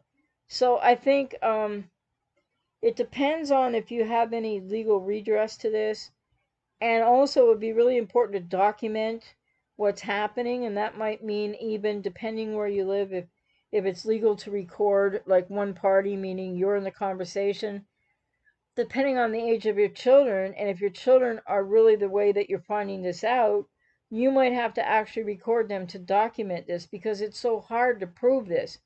So the reason I mention looking at your own individual situation with the legalities of how the divorce happened, what the custody arrangements are, if there are anything else built into that, is because that might be an avenue you can explore in terms of, you know, opening up something legal again about parental alienation. But then again, you got to consult a lawyer on that because it becomes it's something that really needs to be challenged legally and proven legally to really be able to make a big dent in it, unfortunately, because it just, I don't know, courts don't understand, and she obviously isn't going to change what she's doing. So it sounds like, I don't know if she's in therapy or not, but it's not working, it's not helping, or she doesn't talk about that part.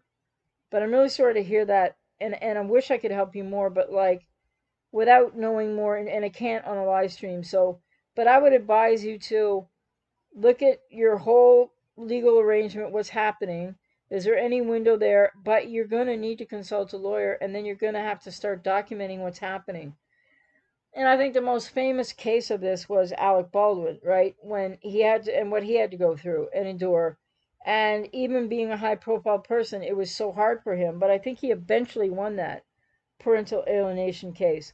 So it's very difficult. And so, and you just have to be really, it's hard. You have to be sensitive to your children, not depending on their age. Because as they get older, you can maybe try to talk to them about some things, but you have to kind of, I'm sure, what you would be doing is not trying to alienate them from their mother, but you have to kind of try to get them to see you for who you are, and that's really, I'm so sorry that's going on. It's just like, that's got to be one of the most incredibly painful things that can happen to mothers too, like depending if like they were with a man with BPD, but it happens to so many men, and kids need their dads too.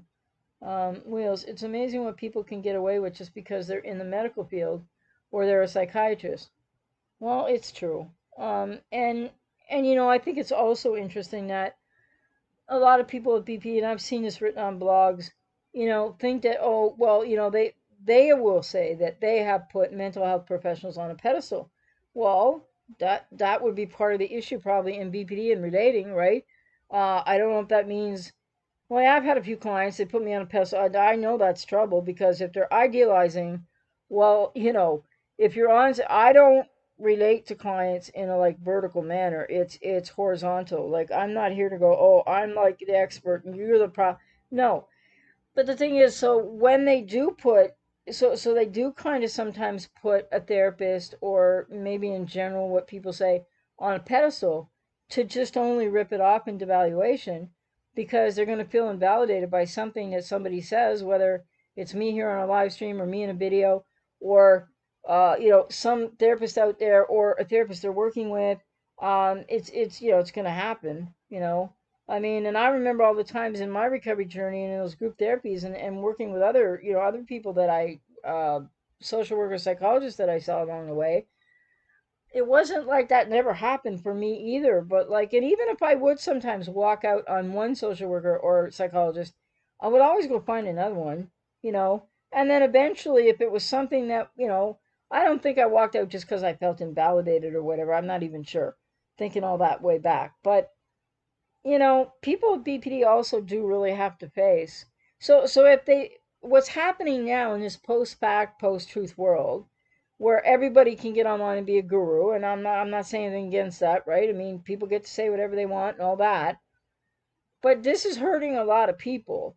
And the fact is, a lot of people with BPD who are more engaged online, and especially like in these blog areas and other areas, I'm not just talking about YouTube at all, then they say, well, like we're giving them too much power, or like, why should we take their word for, because don't we know ourselves better? Well, no, a lot of people coming out of really abusive childhoods don't know themselves better, and even when they think they do, it's like you can't, like, even when I go back to the 70s and how little they knew and what I'm finding out now and how that could have changed, it can't change my life now from back then, right?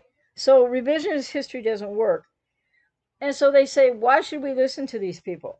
Well, that's a pretty dangerous position to take, because not saying they have to agree with me or they have to agree with anybody else online, or other professionals here or there, or they go see somebody and they don't like them or something, they don't have to agree with them, but they do have to keep pursuing the treatment that they need because they can't treat themselves, and that's a for sure thing.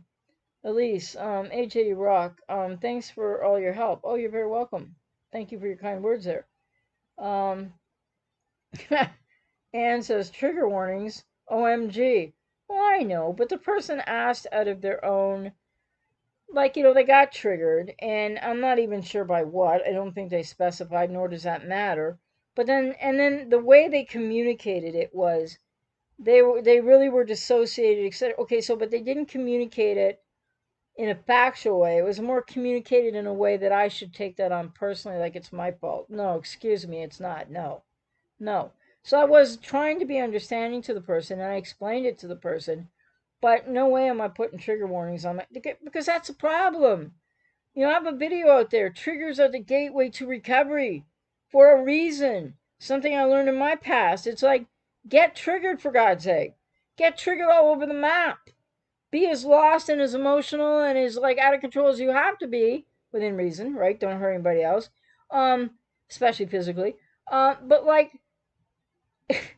if you don't encounter the issues, right? So this is what I see a lot of people with BPD doing online too. They get in their little bubbles of social circles or whatever that is, but it's all online, or it's big circles in some blog areas, and it's all, let's validate each other, and everything's warm and fuzzy, and it's all this esoteric stuff, and like, okay, it's all good, it's all positive, and I'm not saying none of it is positive or whatever, right? But it gets into this magical thinking bubble of, I don't know what to describe it as, but it's a situation, right? These are situationships, not relationships. And a lot of these people online, like, they blog and they've said, wherever they are, whether they've got a little bit of treatment or more treatment than a little bit or not or whatever, at least a lot of them have awareness they still can't have a relationship. But they have awareness that they still can't have a relationship. But then in the next breath they say, but I'm fine.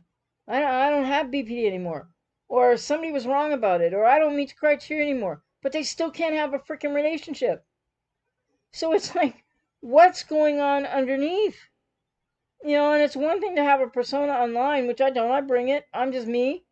But like, when they put the persona out there online, it's pretty obvious, and it's pretty obvious that, and I don't want to personalize this to anybody, but somebody showed up tonight. That's pretty interesting, because you know what? They're personalizing every damn word I say, and I don't have a clue why, but they have been for a long time, and I'll just say they, and I'll just keep it really general. But it's like, I don't know what to do about it. because I tried several times to make it known that that's not the case, but it doesn't seem to matter. Just doesn't seem to matter. So all I can do at the end of the day is like when people are taking things personally and or what's happening there, somebody might be thinking they're way better than they are. Okay, like better as in like over everything and fine now and knows who they are and rock solid and not BPD anymore. Well, hey, there's still something going on there because why would they be thinking everything I say is about them? That is an uber inordinate, unhealthy self referencing of the grandiosity that we can see in BPD, which I'm going to talk about more because they think they're that important that I would just be talking about them all day. No, not at all. And well, I was going to say something else, but I shouldn't because it would just be like, no. And I want to keep it just very vague. But I won't always keep it vague. If they want to come into my orbit and cause trouble, I will give back in kind, okay? Because I've had it with that. And there's a boundary. And they weren't blocked from my channel, but I don't even know why they're watching this channel anymore. I don't know. Why? What? You know? Like, it's really easy if you don't agree with what I say, or if you take everything I say personally, or you have in some grandiosity of BPD some idea that they're so important that I'm always talking about them. There's a reference happening now, but otherwise I'm not.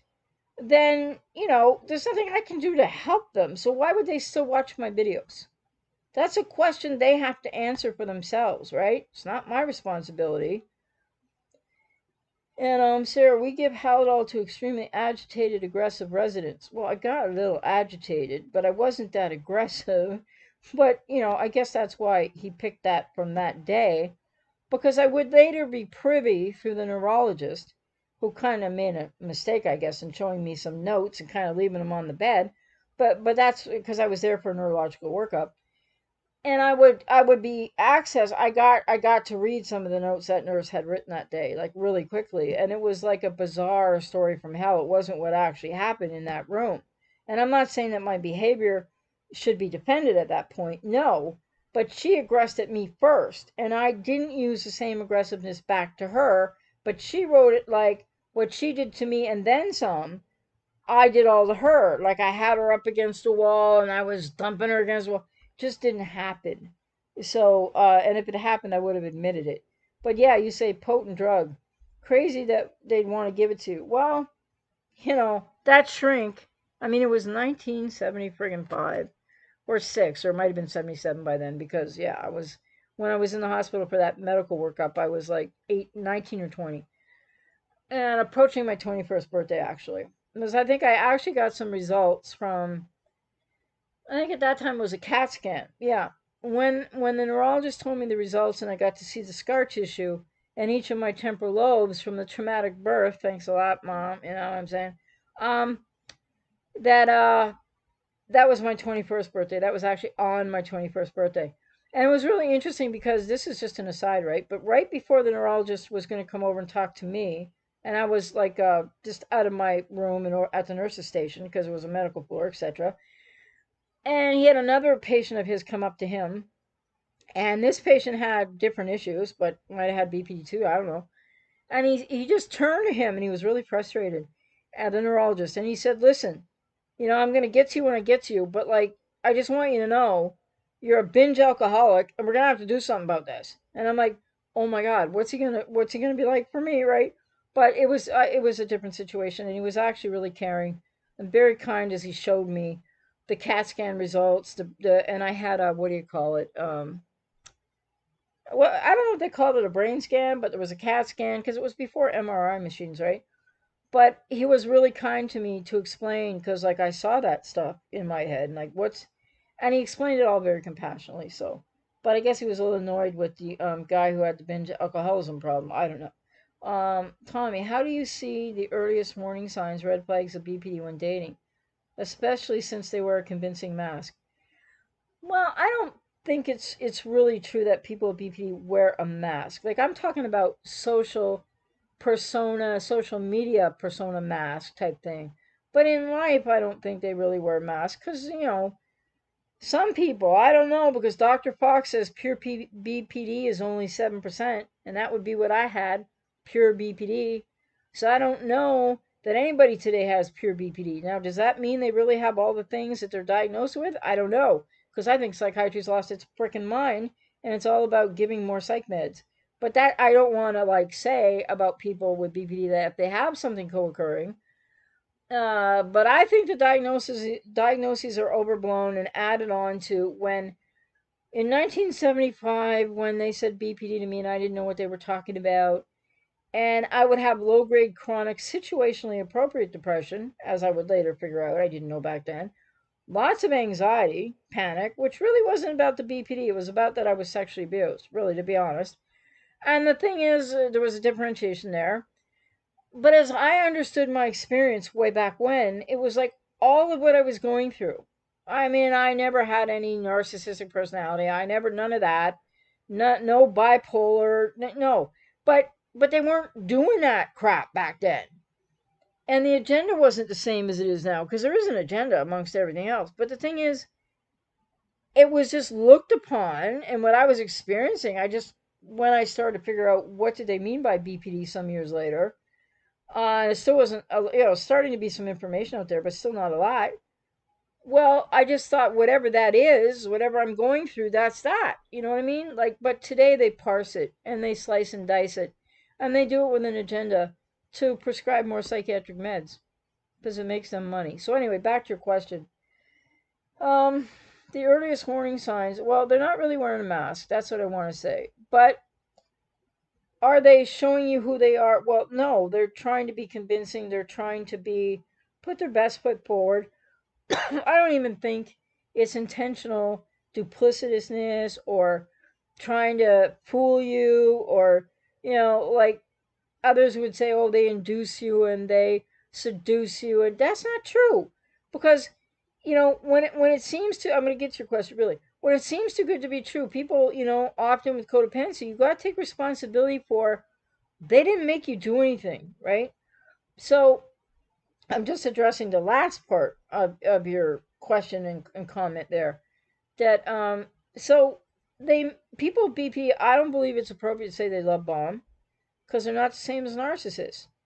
And so basically they're mirroring, and in their codependency they're people pleasing, and they are what's I'm always forgetting one thing there. But they don't know that it's not like a narcissist, and I don't know if every narcissist knows this either. But people with BPD generally do not know what they're doing. Like it's not like, oh, I'm gonna go and target this guy over here because he looks like this or he's bound to be a codependent. Or, no, and then I'm gonna like make them believe I'm this person because I'm not. They don't know all that. So, but how to be aware of the earliest warning signs. Well, there are lots of them, but sometimes they don't come right away. And that's the other reason. And just before I get to some of them, the other thing I would say is it's really important to go very slow when dating. And that's something that, that's changed over the years and stuff. And people speed up, and people with BPD are often in a hurry, but it's because maybe they can't be alone. And, I'm not trying to justify why, but it's not because they're trying to target you like a narcissist. So the thing is, a lot of red flags, early warning signs might be you just met them and they're telling you that they were sexually abused by your father. Oh, hello, didn't I just do that? No, different reason. Um, but you're on the first date and they mention trauma in their childhood, or they start talking about NX or X's, or how everybody screwed them in their life. Those are like, you know, and believe it or not, I was going to say they're obvious red flags, but they're not for people who haven't been through this before because people don't have a clue about that. People just start to feel bad for them, which is like an empathic response that's reasonable in the moment. So it's kind of like, and it's harder today with all the restrictions out there, and whether that's going to get better or worse, who knows. But like if you could be in a restaurant, for example, which now we can be in Ontario in a restaurant, and don't remember. Oh, I didn't leave that live stream up because I was like on a different subject. But they said, with the power that we're giving you now to go into restaurants and actually eat comes great responsibility. It's like, say what? Whatever happened to freedom? But so for example, if you were in a restaurant on a date, with a woman and you don't know her yet. Another red flag is if she's really rude to the wait staff, if she's really impatient waiting for the food. Now, some people could just be really hungry and be like that, but you have to watch for patterns. Um, so it's what they say, and it's maybe asking you a lot of questions, wanting to get to know everything about you and not sharing anything about themselves. Or it could be the opposite, talking about a lot of negative things in their life, or talking about things in their life, but includes a lot of negative things, and kind of not listening to you. Or they might ask you a question about you and you start to answer it to some degree, right? With some boundaries in mind, and then they just cut you off and they can't wait and they have to talk at you some more. Or what you say, they're going to go, oh, me too, me too, me too. Too much, like, lack of self reference is what I have to call that because they don't know themselves. So a lot of it can be seen in behavior. And that's why I always recommend people, when you're dating, and especially after you've been in a relationship with someone with BP, and hopefully after you've done enough healing, etc., that you need to go really slow. You need to, if you can, meet the family, see them with the family, how they react to the family, what do they say about the family, how much information are they giving you, how fast are they pushing to say, hey, like you've had a date or two or three, and they're pushing to be exclusive, or they're talking about marriage. All those are red flags. I mean, there's many others that are probably more nuanced, but they should be more obvious to somebody who knows about BPD now than the people who don't know.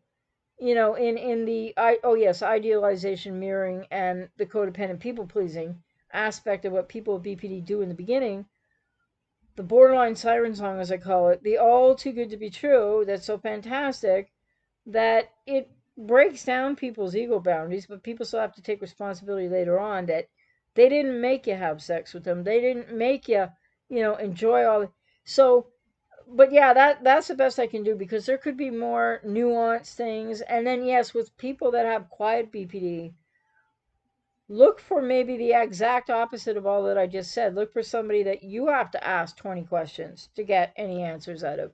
Look for somebody who isn't really forthcoming. Look for somebody who's really not sharing anything of themselves because quiet BPD is very different so then sort of so-called classic BPD. So you have to watch kind of, but that'll take a longer time to probably be able to see the signs of. So again, that's why you want to see them. By the way, if they have friends or if they don't have friends, if they don't have friends, that's a red flag. And if they do have friends, you want to meet the friends. You want to see them around the friends. You want to introduce them to a few of your friends. Get your friends' feelings. Listen to your friends. All these things can really help because I know when I met the BPD NPD alcoholic I was with 2004 2006, I should have listened to my friends, big time. But when people are in that falling in love place, which the people with BPD aren't actually in the falling in love place, but they're trying hard to get there, nobody really wants to hear a friend go, well, but they seem like this or that or the other thing, right? Wills, I don't know how you feel about it, but I think trigger warnings stunt growth. That's exactly how I feel about it. I've always taken the quote, face your fear approach, unquote. Yes, and that is harder for people with BPD, but still, that's what's going to help them grow. And it's really important, I believe, anyways. How, I mean, not everybody with BPD is the same, but still, if they have one of these bubbles online kind of things going on, like so many do on these blogs, etc., then they're all enabling each other to kind of stay the same. They're giving each other a false sense of security and validation to an uber level because the world ain't like that, right? The world just isn't like that. And the world isn't like that for any of us. The world can be rather harsh, invalidating, and critical any moment. And we have to be able to go, okay, whatever. Or if I get constructive criticism, I'll take that on board. If I get constructive criticism from a friend, somebody who knows me and I really care about them, yeah, of course I'll take that on board. Because I wouldn't get any other kind. It wouldn't be like abusive, or they wouldn't be in my life. Insha, I'm gonna try that again. How are you? Tonight. Hi again. Sorry I left live stream because phone died. Oh, well, that's okay. Um, I noticed that you left, but I didn't, you weren't there. I didn't know if you were listening, but your phone died. Had some insight with wife. Things are better for now. Ah, yes, the better for now. I don't mean to sound too cynical. Wife is dedicated to therapy, wants to know if you are taking patients online. Well, yes, I am. So that's a possibility. If that's what she'd like to, yes, I'd be willing to give that a go for sure. And then you said, um, oh, Insha from Dunya. Oh, okay. That's so Insha. Okay, hopefully I will remember that because I try to be really respectful. And so sometimes I try to avoid names when I'm not sure how to say them, but Insha. I'm not going to try to say the whole thing, but if I keep Insha in mind. Scott, exactly what I've been doing as far as recording. I have two attorneys, a child psychologist, and a counselor. Good for you. Family courts are not very friendly. I know. They tend to really miss the boat, and especially because they think the kids are always better off with mom. Well, no, not when she's an untreated borderline or not, and not when she's alienating kids from dad. No. And then you said she's on medication and not in therapy. Well, and or you said she's not medicated. Okay, well, medication one way or the other is not going to help the situation. Um, so it's good that you have two attorneys and a child psychologist, and you've been documenting. Excellent. And so, yeah, you're doing everything you can do. And then what you need to really, hopefully, your attorneys understand all this, right? And maybe you've had them for a while. I don't know, but always seek to keep educating your attorneys should they need it, right? Because they should be open to it, because you are climbing a mountain with this, but you are so correct to go forward with it, because this is what courts so often don't get. But I really super hope in your case your documentation will be strong enough and your attorneys know what they're doing, that you can prevail, because this is incredibly important. And when there's a BPD parent, or a BPD, NPD, or a narcissistic parent, whatever the case, it's so important that the or the healthier person, whether or not you have codependency or not, still a healthier person, the kids so need that, right? They absolutely need that. It can mean the difference between them ending up with BPD, or maybe a little codependency, maybe a few issues, but being rather resilient through the whole thing. But when their source of actual healthy support, your dad, is being alienated, and the kids are like stuck in the middle, that does create more problems. So I'm glad that you're working with a child psychologist as well. Or I think you meant psychologist, but that doesn't read like that. But that would be really important, because intervention at the youngest age possible is really important in these situations, and especially when there's parental alienation, which is just, it's so totally inexcusable. And you know what? It's becoming more and more common too. And when it is a female with BPD or whatever else in cluster B that's doing the parental alienation against a man, the father, courts are like dumb as dirt more often than not. So hopefully the one that you're going to won't be. And regarding the kid situation, I usually don't quote the Obamas, but when they go low, you go high. Well, yeah, but the children, like, parental alienation is very serious, because what a mother can really, how she can distort and warp children and how they're thinking about their father, is, you have to really address it. And the hope is that Scott, getting all this into court, etc., and with the help of his documentation and child psychologist, that they can prove what's happening, because it's not a matter of just him going high. He really has to challenge this legally, because if it doesn't stop, these kids are being massively harmed.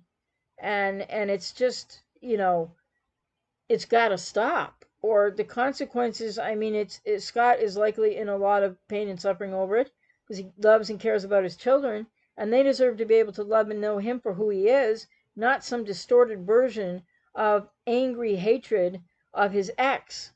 So, good quote, yes. Lousy source, I agree. I'm not liberal or conservative anymore, so I don't care about the political, theater of, like, the divide and conquer of what that really is. I believe in society. But yes, whenever we can, when they go low, you try to go high. But when children's mental health are on the line, it's not enough. Um, Wheels, oh man, I always felt embarrassed because I'm afraid of people to a degree. It comes with the territory, Wheels. I mean, with all you've been through in your family of origin and still haven't got away from yet, it's common. It's like it's something that you'll have to work on, but it's not really abnormal when you think about what you've been through. It's trauma based fear of other people. And you said I basically avoid them whenever possible. I'm so sorry you've had to feel that way too, but I'm glad I'm not alone. Well, yeah, and I don't really feel that way now, but I did for a period of my life. And, and your age right now, I mean, you just got to get out of there.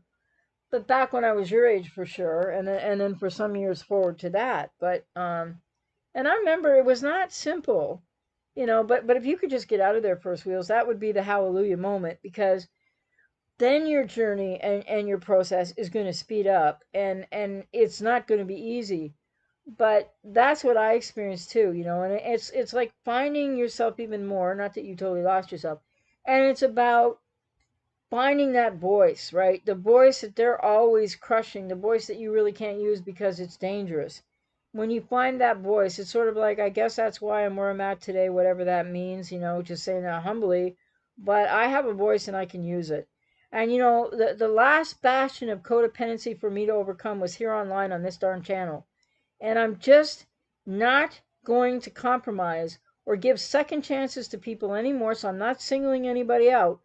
But no, no more. I've been burned a million times by doing that, and it's me over giving.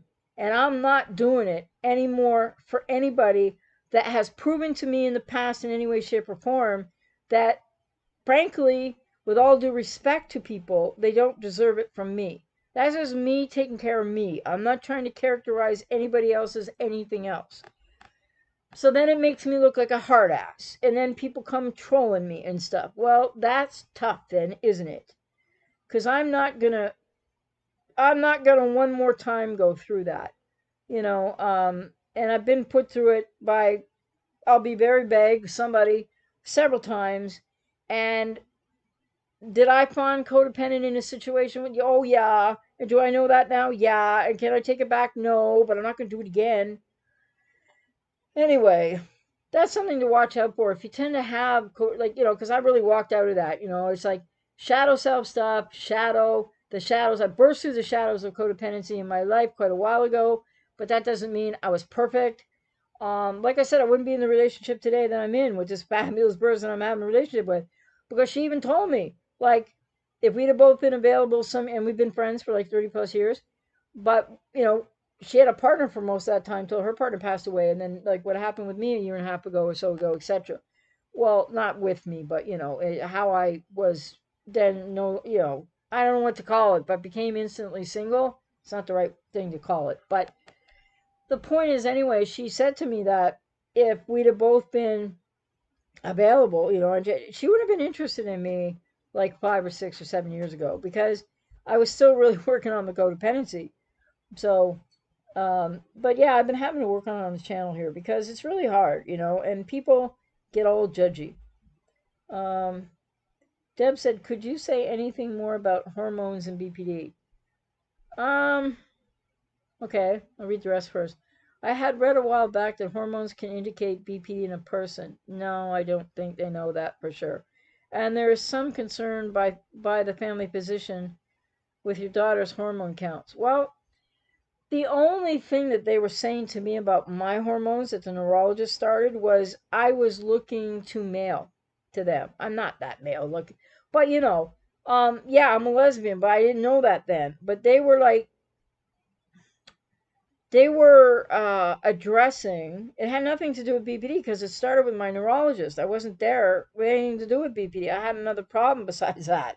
And and coincidentally, it didn't really have anything to do with the BPD, but in my recovery from BPD, it would become proof of neuroplasticity because, I was in a case study, and I'm not going to talk about it. I don't really want it out there, but the point is, what they were studying me specifically about in comparison, and maybe not just me, there was other people, I don't know what their situation was, against a control group and people that recovered from BPD was the temporal lobe scars in my head, how that neurons used to fire into them, and I had all that symptomology, which had nothing to do with BPD. That was because of I have scar tissue in each temporal lobe. So then, as a result of that, I'm like living, walking proof, and it's been established in a study. I was just one person in it that neuroplasticity is real because I still have the scar tissue in each temporal lobe where it's always been all my life. And I have had for the last 30 plus years since recovery and before, as I was in, about to get to that place, that therapist did tell me was recovered. I didn't just decide it for myself like people out there are doing today or like I've been doing for a while now online. I still have the scar tissue and I have no symptomology of what I was going through back then. What does that mean? It means that in my recovery and all of that work and all of that change and healing and growth and finding myself, etc., creating new neural pathways really is a part of that journey.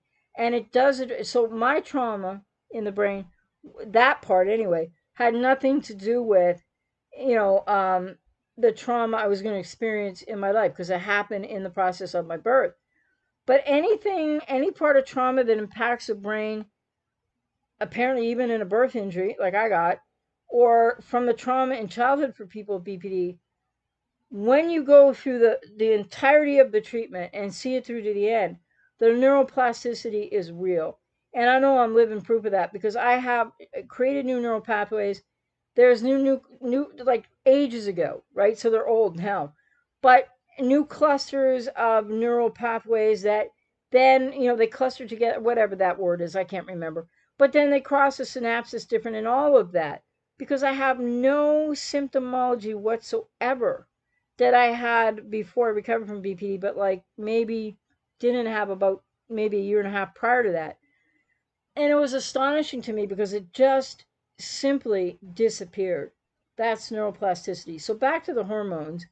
They were questioning when he said we need to send you to a hormone clinic. It didn't. It was my neurologist, and it didn't have anything to do with BPD. It had all to do with I was just presenting like, well, dare I use the word, like a dyke, like a lesbian, and they were thinking that, hey, something's really wrong with this woman because she's like that. I was very tomboyish at that point, and I've always worn caps. I liked them and stuff like that. So that's what that was about. So I don't know of anything, and certainly I'd want to see it replicated, and be in scientific evidence that. So hormone counts BPD? No, I don't think there's any established science on that. What's known about females and BPD, and I experienced a little bit of this, but not to the nines. I just had a horrible premenstrual kind of like syndrome thing that was exacerbated without doubt by having BPD and having had that trauma in my life. I mean, don't know if it made the cramps extra worse, but anyway, so some people with BPD, some women, definitely will get into all kinds of trouble with their cycle monthly making things really untenable for them. So there are things they can do about that. But in terms of a hormone count indicating BPD or anything about, no, I don't know of any science on that. And then you said your physician has not related this to BPD though. Well, yeah, because it can't be. It can't be related to BPD. But after reading there is a possible association. I have been interested in pursuing more info. Yeah, well, with all due respect, you're probably going down a rabbit hole of the pseudoscience of psychiatry, because they would love to put hormones and literal biology of the brain together. They want to make BPD a medical thing. It's not. It's not a chemical imbalance in the brain. I mean, people get that when they take psychiatric meds, but because I'll quote it again. Robert Whitaker, Anatomy of an Epidemic. The quote in the book from him is, quote, "There's no such thing as a chemical imbalance in the brain unless you take psychiatric medication," unquote. And so it's not a brain disease. It's not a brain disorder. It's not a chemical imbalance in the brain, though people who take psychiatric meds will develop that. That's a whole other issue, but that's not BPD. And so I don't believe, I mean, could they pioneer something in the future? I don't know. It would have to be better than all the studies to date, which are still in American psychiatry, unlike around the world where things are happening differently, and they are replicating some studies, and they're very positive, and they're going at this in a different methodology, different perspective. In America, it's all tainted with the hegemony of the pseudoscience of psychiatry, the hegemony with Big Pharma, because it's a for profit industry. And what is their number one goal? It's called make money. And I'm not saying that that means every psychiatrist. And it's infiltrated Canada pretty big time too. So that's what goes on here too. Because when I was able to see, and I still can't, but local clients locally, um, they're on cocktails of medication. And, and so I'm in the same city where I got treated, for BPD and where I recovered. And and some of the people I've seen, like not since this COVID nonsense, but I work with them online. A lot of them, I didn't just like stop working with them. But what's happening for them? Some of them, because this one psychiatrist apparently still standing on two legs, like he never knew what he was doing when he was younger. When I was like back in the mid '80s when I saw him. But yeah, like he's prescribing like mad. That's what they're all doing, and they don't do therapy. So and I have this on the authority of Dr. Niall McLaren, who might be retired right now, and I haven't been in touch with for a while, but who I interviewed twice in 2011 and was in touch with for quite a while. An amazingly brilliant man, a psychiatrist and a PhD in philosophy, who questioned his own profession. And when I asked him about BPD, like what I've asked a lot of psychiatrists this question, because people contact me actually, and I do some consulting, and you wouldn't, I don't get into all that here because of my experience as somebody who recovered, right? So the point being, the inside out stuff, which is why I think a lot of people with BPD have trouble with me too, because I catch the games. I know what their BS is. It's like obvious to me. Sorry. Anyway, where was I on that? Yeah, if I ask the average psychiatrist, not so much today because I don't talk to many of them. By the way, I'm not consult. They're consulting me about something, and there's a reason, and it's not because they don't know anything and I know everything. Nothing like that. But when I interviewed psychiatrists back in 2011, and a couple of them up here, I should throw the other ones up here, even if like only 6 people listen to them, but they're at Blog Talk Radio. When you ask psychologists and some psychiatrists about BPD, they're like, don't believe in it, it's a bunch of crap.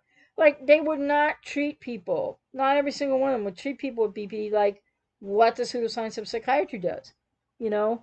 And I don't have a doubt in my mind that I encounter what people are talking about encountering today, which is you get that label ever, and you're going to get treated like crap, likely for the rest of your life. I mean, I've been pretty lucky now of late, but I would say, I could think back to a few situations over the last, maybe like 5, 10 years ago. Definitely people knew what I was doing online and just heard the word BPD, and boom, there were consequences in my life. And these were not friends or anything. It was kind of like a couple of landlords. And then it was just a lot of made up crap. So that stigma is horrific. And I mean, I'm 30 years plus recovered and I still get it. Like, thank you. So, and when I've had to go to the hospital here, where there still are a few very old people around that were around when I was there in therapy for BPD, they still look at me like I'm that person from that long ago. And I remember one time when there was time, because I was there for, a client was really having difficulty. And so there was, but like, I just addressed one of them one time. I was like, seriously, what are you thinking when you give me that look? Right? I'm like, because like, really, I mean, it's been all this, and, and I can't remember what they said. And I wasn't going to make a big deal out of it, but I'm just like, seriously, because, there's so many people that work in inpatient units and psychiatry, etc. Even when I was going through treatment with BPD,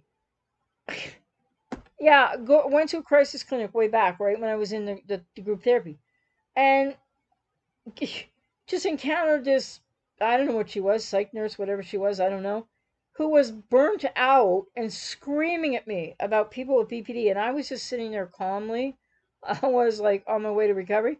I just don't remember what I wanted to talk that day. It was no crisis. It was just sort of like this would help me if I could just talk, because it was like sort of the end of that for me. And I wanted to get out of there. And as I went for the doorknob and I'm leaving, and I was also writing op-eds for the paper, and so yes, I'd written something scathing about the hospital because they had 3 suicides on their psychiatric ward. It was ridiculous. And so I wrote about it, and they were mad at me for that too. Huh. So anyway, she's like, she went into this rage, this woman. So she could well have had BPD herself. I don't know. I am so effing goddamn sick and tired of being held hostage by blankety blank borderlines. Meanwhile, I'm going for the door. You know what I'm saying? And I'm like, you're out of your freaking mind. So I didn't take any of that personally. It didn't matter to me, but man, she was out of control. Edith, they don't love bomb. You're right. They're sleepwalking pretty much. Yeah, but it still doesn't absolve them of responsibility, sadly enough. It's like their heads are submerged in their vortexes of pain. That's a good way to put it. It's like a broken record that never stops skipping. No, that's true. And I think it's really important that people can acknowledge that because, I mean, YouTubers all over the place, bloggers, people all over the place. Oh, they love bomb, they love bomb that. No, they don't. Wheels, asking for things is hard, especially help. Well, yes. Um, and you're forced to face that stuff now. Yeah. Oh, I really feel for you, Wheels, and I think you're doing amazingly well for yourself given all that you're going through. And I'm so sorry you're still going through it. And I mean, I just hope that you get out of there sooner rather than later.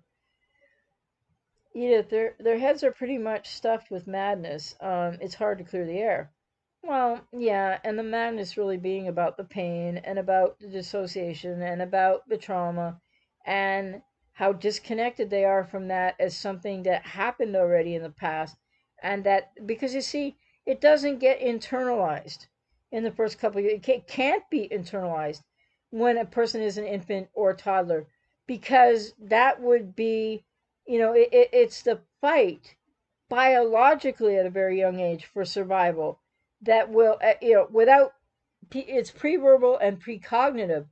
When this gets externalized, and I think Bradshaw wasn't talking about BPD, but what Bradshaw was talking about when he said, like mother is the world, mother's face is the world to the infant, and if that face mirrors back anger or scary stuff that threatens on a biological level, that the infant will feel a biological threat to survival and then distress, right? That's all an infant can do. They don't think, they don't know what it is.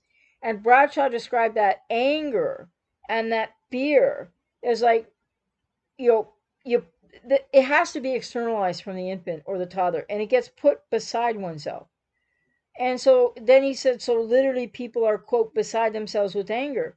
But it's that externalization in the fragmentation that is a split off child ego part in the arrested emotional development, which Melanie Klein said, quote, the abandonment trauma causes a psychological death of the otherwise burgeoning authentic self, unquote. So, I mean, where I speak from is not only lived experience, but it is a lot of knowledge from great pioneers who laid down established stuff, okay? So, this psychological death is what's going to hound people, and the externalization of all this pain and what that means is going to hound the living bejesus out of people with BPD for a lifetime in one way or another, to one degree or another, whether they think they're all better or not, or they pronounce themselves not borderline anymore because they don't have 4 traits, which it doesn't work like that. The point is, if they don't go do the deeper work and they stop short, or some people don't even get near that, and some people won't even get treatment, this is what they're going through. And this is what other people are never going to be able to make sense of because it doesn't make sense in the here and now. But I understand it because I went through it. And I don't remember, I don't remember infancy, but I just know it was a very dastardly time in my life. It's about all I can say about it, And then I'd find out later more about it. And then the reality of that trauma, pre-verbal, precognitive, it has to be addressed in therapy too. I remember the pain. I remember the body memories. I remember the aches, the trauma in my body from like pre-verbal, precognitive primal pain that I ended up doing at a certain point, even after I had recovered. I felt like there was a part of me that still needed to go back. Not a part of me, because I'm a whole part unit now in object relation speak, and have been for 30 years. But I knew myself. There was just something niggly, because I still have some other work to finish, because if she ever can manage to get off the planet, and I don't wish her any ill or off the planet, but my closure that I can do for me, I can't do the final step until, like, if she did pass away, right? So I no ill wishes or anything, not in contact, but no feelings one way or the other. But so the bottom line is this pre-verbal precognitive. So I chose at a point a lot of years ago, I did some primal scream therapy. Good thing my neighbors didn't give a shit whether I was living or dying, because I wasn't looking for attention, but they could have called the cops. But I did some primal scream. I don't know what it's called that, but some of that therapy on myself, because I knew how to do it. I could trust myself. I don't recommend anybody tries this at home. And so, but that, so when I was actually in recovery and going through a lot of that, was so this trauma gets housed in the body. And yes, I believe the part of what psychiatry says to a point, right? Not all they say, or the way they put it out of context. But yes, I believe the trauma impacts the brain. Because emotional arrested development is like what Melanie Klein said, it's a psychological death of the otherwise burgeoning authentic self. So that self ceases to be. That's a lost self in BPD. And then the next thing is the false self rises. And so people will not know that false self entirely till they do that deeper work. It's the most painful and daunting stuff to go through, because it brings up the anxiety of the death instinct, and you have to deal with that. And the fact is, I remember when I was going through that, and the therapists weren't explaining this to me. I figured it out mostly later. But one thing I kind of figured out on my own, even though I didn't understand, because they didn't say, "Hey, you got the anxiety of the death instinct. This is what."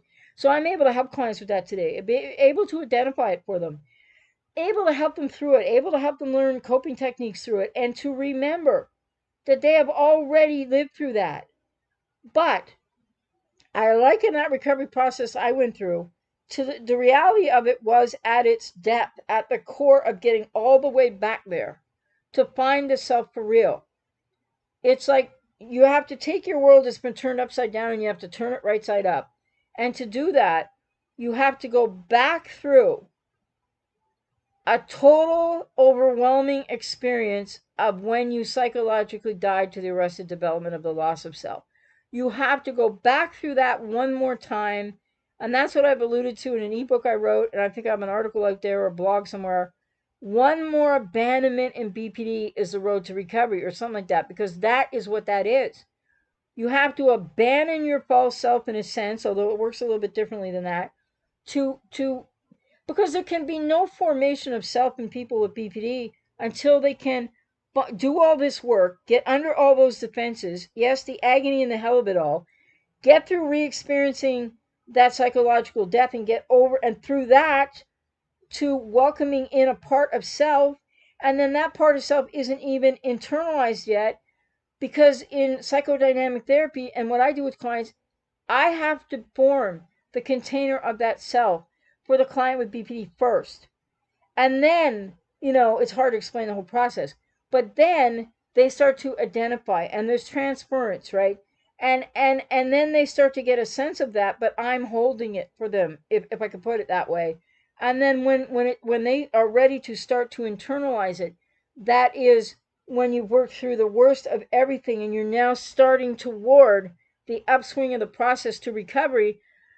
Because what an infant can't tolerate on a biological level that's a threat to survival, literally, is precognitive preverbal, and it has to be thrust outside of self.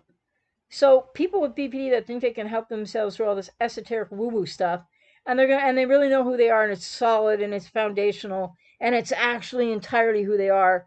Not without that deeper work, it never will be, because it's yeah. Well, I think I've said enough about it. And he said these victims need to rediscover themselves before they interact with others, right? And so that whole process I'm talking about, that takes years to go through to get to, and then go it not so long to go through, but years to get to often is what people with BPD have in front of them and need to take the whole journey. And yes, and there are many people who had modicums, amounts, years of therapy, didn't go to that last step of, whatever. And then they have awareness and they know that they can't have relationships. But then they also say, and a lot of clients are telling me this is what their exes are saying, etc. That they think they're all better now, though. They think they do know who they are. And it's not true. They might have some idea, but they can't without going through that deeper process that I just sort of partially described, that I know from the inside out.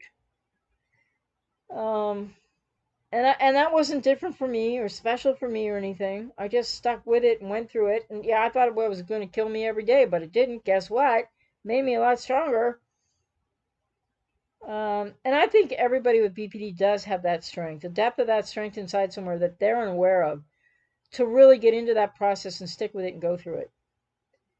And Edith said, be careful of the quote friends unquote thing too. People don't always tell the truth. People with BPD may always hang out with narcs and sociopaths too many times. Yeah, I'm hearing that a lot, but I don't know. That can happen for some people, but I don't think it's like person that has BPD ipso facto, they're going to just be around narcissists and sociopaths. Not that there isn't some kind of pull there, because a lot of people with BPD have a narcissistic parent. Not all, but a lot. Or a borderline parent. BPDs, yeah, okay. Too many times as they don't know how to attract healthy connections. Well, okay, but I would just sort of like, you can use whatever language you want, but for myself, I wouldn't put it in a framework of attract, healthy this or versus attracting like a narcissist or whatever, because it's all repetition compulsion cycles. It's all something repeating that is not in the consciousness. And so it's not true. Because another thing, I saw this somewhere online, I don't know, remember where, but somebody was saying that they were an ex, I think, of somebody with BPD, and that they felt like they needed to act, or if maybe it would have worked out if they acted more narcissistic or more like a narcissist. And I'm like, what kind of abject nonsense is that? And who's purveying that kind of stuff? Because that's ridiculous. But there are people out there purveying the message that people with BPD can only stay longer or stay with somebody who's got NPD. This is not true. This could be the experience of some people, but this is like not true. Oh, they have BPD and therefore this. No, not at all. Anyway, Sitai, AJ, do you think someone with BPD and comorbid with NPD can love bomb? Well, there's a lot of problem with this comorbid BPD NPD stuff. Like I said, I'm still working on how to articulate yeah, and I want to be really sensitive because people are gonna. If I don't say it just right, people are gonna mishear that it's like been fused with NPD if I'm not careful. But if they are BPD comorbid NPD, which is percentages, like it could be as low as 16%. I've seen it as high as 42. Who knows what to trust? But it happens, but it doesn't happen for everybody with BPD. But with the narcissistic personality disorder coexisting, it could be love bombing, but that's something nobody's going to know as you meet the person, right? You might not know if they have BPD, or if you've known about BPD, then you might think they have BPD, but there's no way for you to know whether they're comorbid NPD or not, really. I don't think. It's really hard for people to suss that out with any accuracy because, dare I say, in the diagnostic world, it's not being sussed out very well either, especially by psychiatry. It's like this whole borderline bipolar thing. What are they doing? I'm not saying people couldn't have both, but the numbers of people, I just don't think so. And surely, well, I don't know what's happened to psychiatry today, but you'd think that they would be skilled enough. I hesitate to use the word, to be able to tell the difference between the two, because there's a lot of literature on the difference between the two, if nothing else. Um, well, let me see. Incha. I hope I still got that right. Still waiting on my rent check, AJ. Haha. Oh no, not again. Took your advice about setting boundary while things are, quote, calm, unquote. Okay, well, I hope it, yeah. I mean, and listen, if she wants to work with me, I'd be more than happy, and hopefully, able to help. Um, Sarah, yes, it's so important. I'm mostly okay. It has helped my whole kids' lives, lives, that they have one non-BPD parent. It has actually saved us as a family from many disasters. Yes, it can. Um, it does more often than not. And Rav, being a hard ass is good, AJ. Well, thank you. I mean, I'm an empathic hard ass, but I'm not an empath. Don't get me wrong. Not claiming that. No, thank you. Not saying there's anything special here. You said, I noticed when I'm starting to implement boundaries, you really get to see who your real friends are. Oh, yes, you don't. I mean, you do, don't you, Rob? You don't. Sorry. When the codependent starts to stand up, they think we've turned into some mean person. Oh, I know. I know. I went through that a lot of years ago. And, little awkward moment on the live stream here that I hope doesn't repeat itself or widen or broaden or happen again. Because if the person, they need to kind of figure out what they haven't figured out yet. I don't know what else to say. But yeah, boundaries. And sometimes that's hard for people. And whether they don't have a BPD or codependency or not, I know exactly what you're talking about, Rob, and it's just important to know that you are worth it, because when you get to see who your quote friends really aren't, then you put your self-esteem and yourself first and you implement those boundaries. And yeah, sometimes those losses hurt, but we can always grieve them and keep moving forward, you know. And you haven't taken this journey this far to stop now, right? Um, I think, society in general has long since ages ago gone nuts. And I'm just saying that in a general way, right? I mean, civility is gone, like, where's people's morals and ethics? I mean, some people have them, but some people are totally depraved in that department. And we don't see it at, like, and all this focus on empath stuff, their empathy. It's like people are pointing out, and I've thought about it a lot more myself too. Whatever happened to compassion?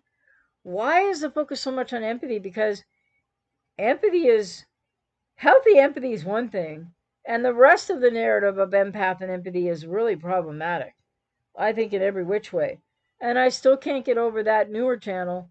What's it called? I can't remember. It's like Uprising Empaths or Empaths doing something. And I've just watched it a couple times. I don't really want to watch it again. I don't understand what's happening there. And I know probably I've gone by titles. There's probably more than one YouTuber for sure that they're calling themselves super empaths now. Empath isn't good enough anymore. It's not special enough, whatever it's supposed to mean. Now they're super empaths, and they're not only just super empaths, whatever the frig that means. Good luck with that. Some esoteric woo woo stuff, I think, on top of that. But now they're super empath warriors. And I mentioned this on another live stream. So they're going to annihilate the narcissist, don't you know? That's usually what they're talking about.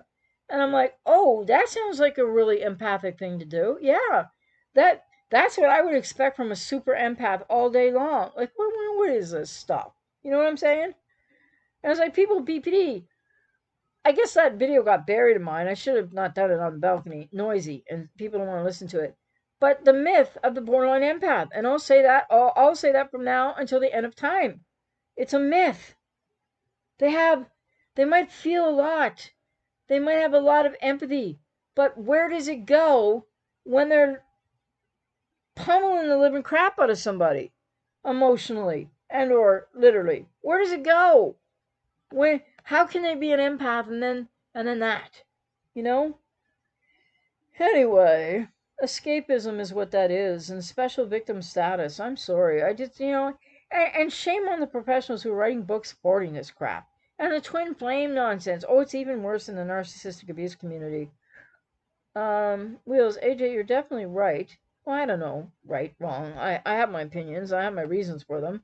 And some things are backed up what I say, but whatever. You said it's hard and painful. and I feel kind of bad. But I know being here is holding me back. Oh, it totally is. Yes. Um, and well, of course that set you back, but it also is helping you grow at the same time. So it's like your work, your growth, your determination is a silver cloud from her latest stunt. Um, America is nothing but showbiz. Fake it till you make it. Disgusting, isn't it? I know I could recover so much more if I felt safe. Well, yes, and even when you get to safety, you're not totally going to feel safe yet. But yes, I know what you mean. Um, well, and I mean, I guess there's a lot of that showbiz America, but showbiz is really, hey, it's linked to all the other things that are agendicized or agendas in action in our world, in our cluster B world today. Um, Edith, pseudoscience is right. Um, yeah, you said that. Yeah, yeah, you're diabetic and know all about the ill-founded crap they put people through just to quote normalize. Well, and they're not even trying to normalize. But when you say you're a diabetic, I don't know. Did that happen because of a psychiatric med? Because it definitely does happen to people because of psychiatric meds. Um, Anita said we need to. Oh wait, yeah, we need to inhale deeply and exhale before we gather ourselves unapologetically. We're always apologizing and fear in our own shadows. George Carlin and Dr. Michael Savage helped that rubbish fade. Okay, I don't know who the second person is, but yeah, George Carlin was a man, a genius ahead of his time. Like, I was watching him when I was 14 years old on this show on NBC called The Midnight Special every Friday night. Like, it was such a treat. Those are great memories. I'm not sure if I understood half of what he meant because he was ahead of his time, but he was clever and funny too. But very very genius social commentary within the comedy for sure. Um,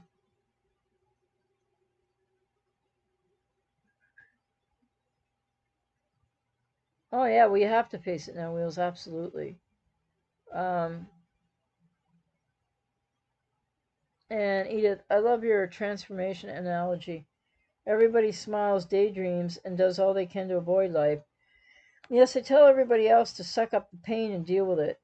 Well, and then of course my opinion on esoteric woo-woo nonsense, quantum physics, new age stuff. That's my opinion because I mean billions of people believe in that stuff. But along with the new age narrative comes the idea that some psychologist, research psychologist in some area of upstate New York or New York years ago was chosen especially out of billions of people by God to channel all this junk through her that became a course in miracles and more. And I remember when I had a client struggling with this stuff. Oh boy, do I remember that. And again, I'm not about changing people's beliefs in spirituality or other things, but and I believe in energy and I believe in some of this stuff has application. But again, when you go way woo woo into the new age stuff, it's it provides escapism because it might have something to it on some levels, but it doesn't include critical thought. And that's what bothers me about it. And what I've seen people struggling with it, and coming and going from the recovery process because they're struggling with it. But when I was doing some research on it a few years back with a couple of clients, why I needed to do more research on some of this stuff, and A Course in Miracles, which I don't want anything to do with. Um, because I am a Christian. I'm not a fundamentalist Christian, but like, wow, talk about going the wrong way. Just from my perspective, other people got to make up their own minds. But so I'm doing this research to figure out more about what is this that clients are telling me about. And then I come across a PDF entitled something something Course in Miracles by Jesus Christ. And I'm like, oh yeah, there it would be. Okay, good. Um, But I remember watching Zeitgeist, the series, or up till 3. Zeitgeist 3. The ending of Zeitgeist 3, that was it for me with the quantum physics stuff. I mean, there's something to it. There's something to some element of the energy, okay. But in the here and now, in the vehicle of human life, with the reality of the trauma of the response called BPD, that isn't going to change it. That isn't going to heal it. That's not the road to recovery. That's the road to escapism. Um,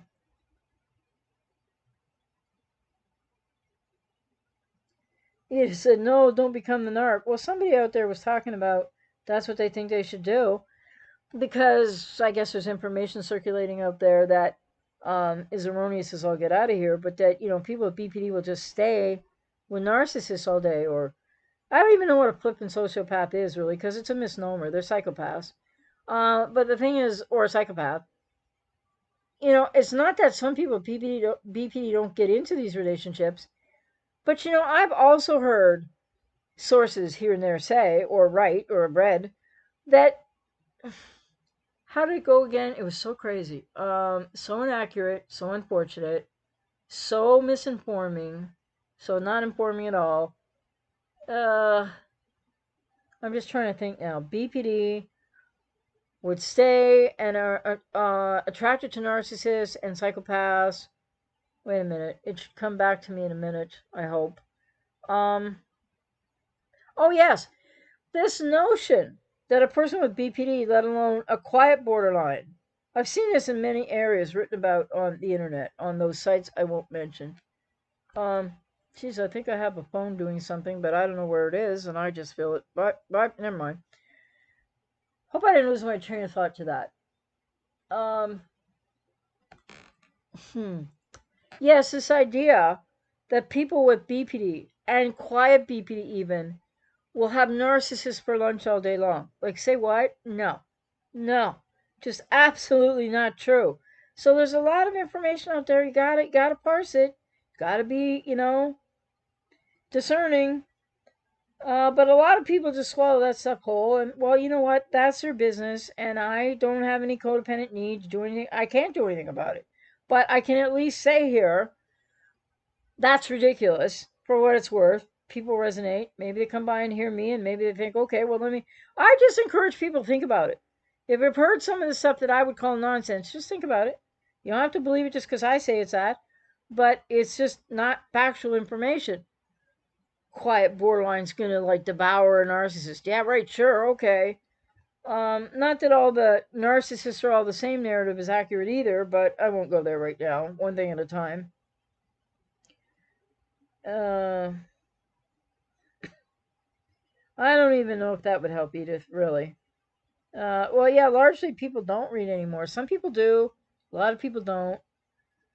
And then, oh, and let me see, you said karma is yes, and let it chomp the narcopathic cuttlefish while we something in the sand. It's our time to bask in the sun. Well, but I don't think it is as prevalent as like, oh, almost everybody with BP ends up with a psychopath. I mean, they might at one point or another, but they're not going to stay there. Oh, and I know the other thing I heard was because people with BPD want to be abused. No, no, that's actually being said out there too. Totally inaccurate. But these would be people out there who claim, who don't know anything about BPD, who claim that they really understand BPD because they heard from a few borderlines on something or other. Sorry, that's where I would just say, for what it's worth, or not worth anything to some people, as you choose. I hadn't recovered, so I know the inside scoop. So that's just another misinformation thing out there. There's tons of them, though. I can't do anything about it. Not really. Tommy, at the end, she said in an honest moment, quote, I've detached from my daughter now. I'm detaching from you. This is what I do, unquote.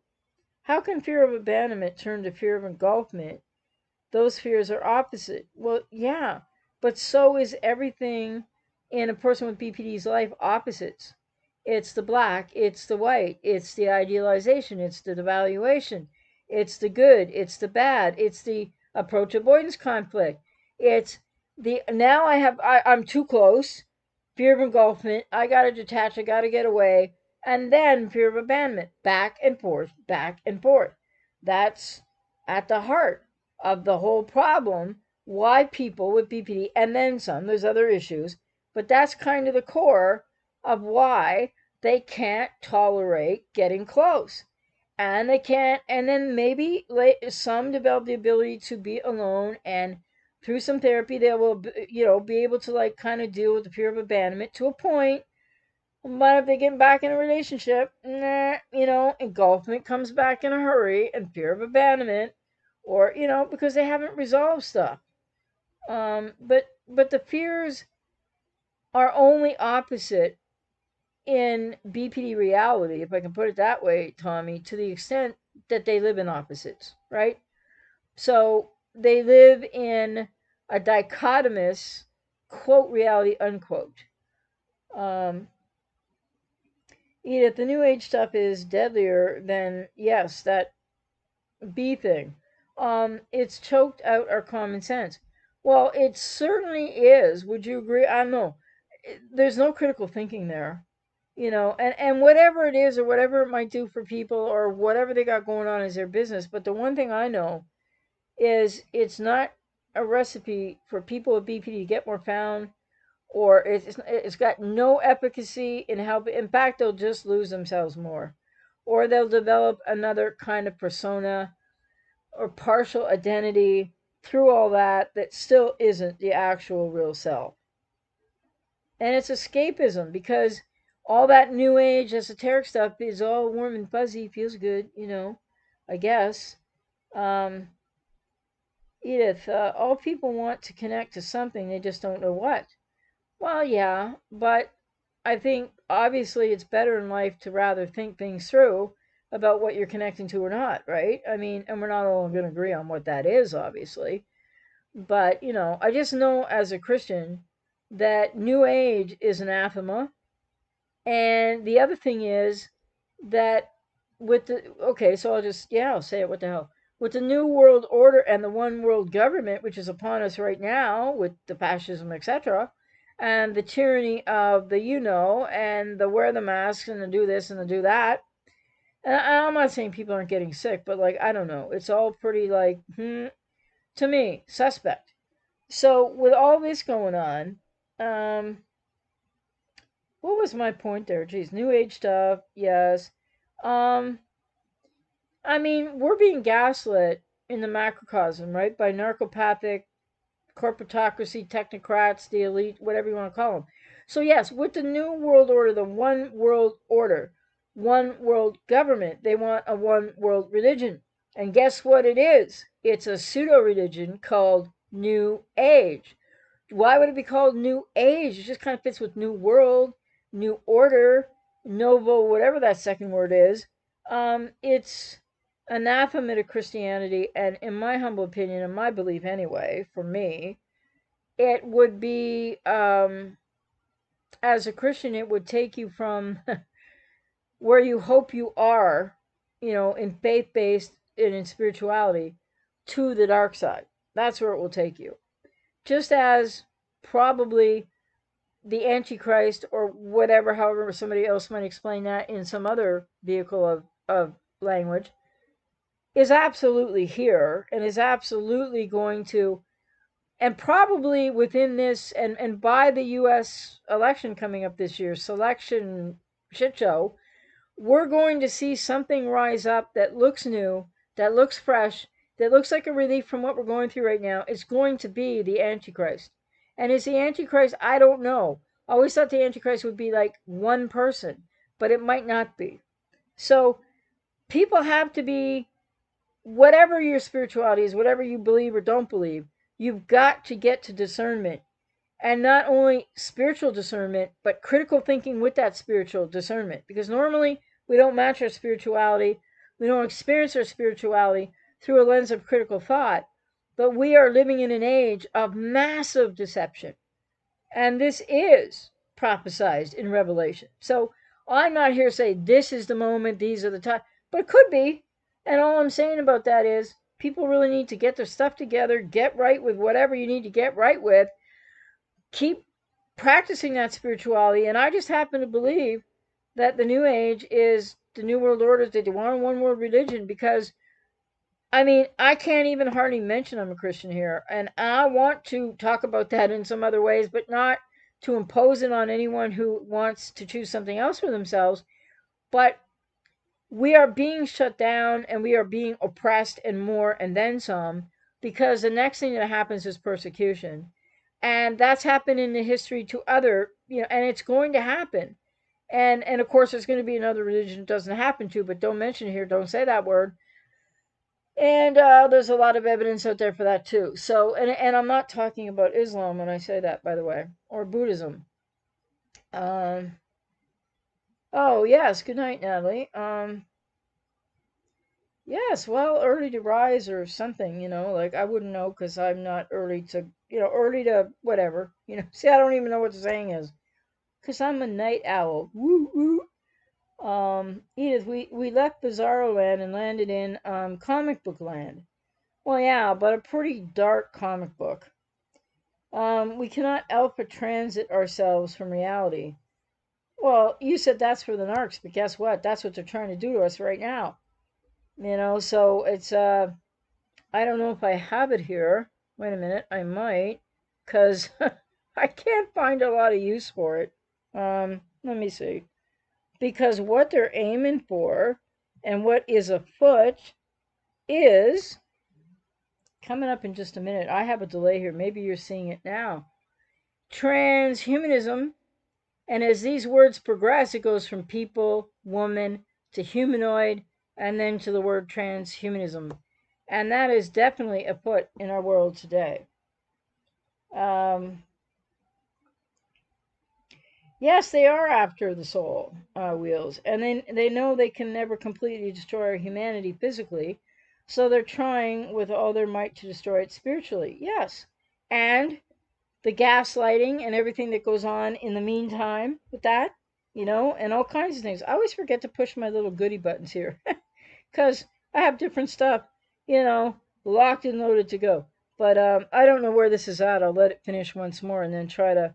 It's a little bit dizzying, this thing. Oh, there we go. And it finishes right about. Okay, and it's going to start over. We don't need to see it again. Or I guess it's, what did I do? Okay. Um, I'm seeing a delay. That's the problem. Edith, speaking of esoteric waffle, what's your take on narcissist magnets? Well, that's a lack of personal responsibility, maybe a trauma response, but there's no such thing as a magnet. It's kind of like Rosenberg's, people codependency. What is that called? The human magnet syndrome? Give me a break. I mean, I know there's energy and there's electromagnetic fields, etc., but let's not get ridiculous. And by the way, he's pathologizing codependency. Like, things don't need to be pathologized anymore. We need to or unpathologize stuff and look at it from a different lens. But I'm just one. The channel's growing a little bit. If you haven't subscribed yet, please do and hit that notification bell. Please support the channel's growth because Lord knows it needs help. Never going to be, because, I'm outside the box, so it's never going to get, I don't care. I wouldn't want a huge channel anyway.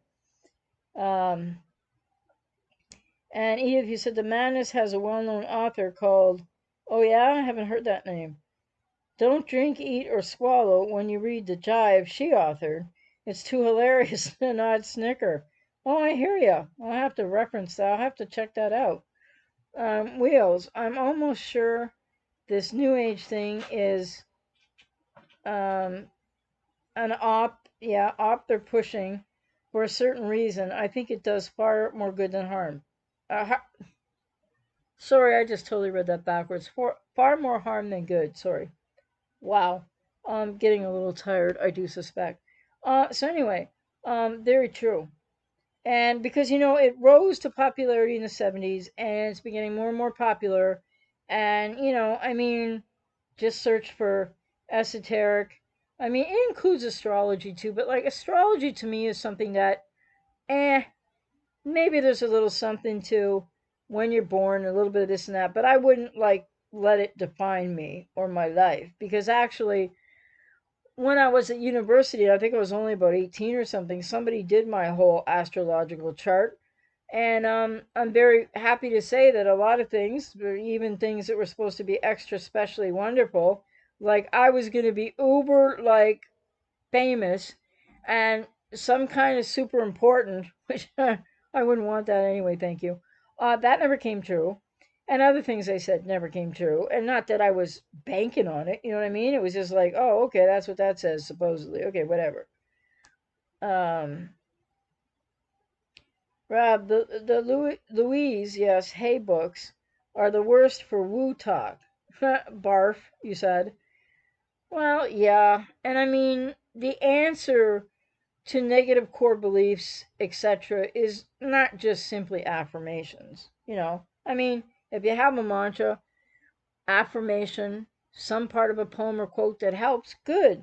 But yeah, I never really quite understood where she was coming from with that stuff. Read a little bit of it years ago, but um, that's funny, Edith. Wheels, the woo is everywhere, man. Drives me nuts. Well, I feel the same way. Doesn't really drive me nuts, but I just wow, it's sort of like I think empath is woo woo too, and super empath is definitely over the bridge of woo woo. So but people that are over the bridge of woo woo in the esoteric, they don't want to hear our opinions for sure. So, and they don't have to. They can just do whatever they want, of course.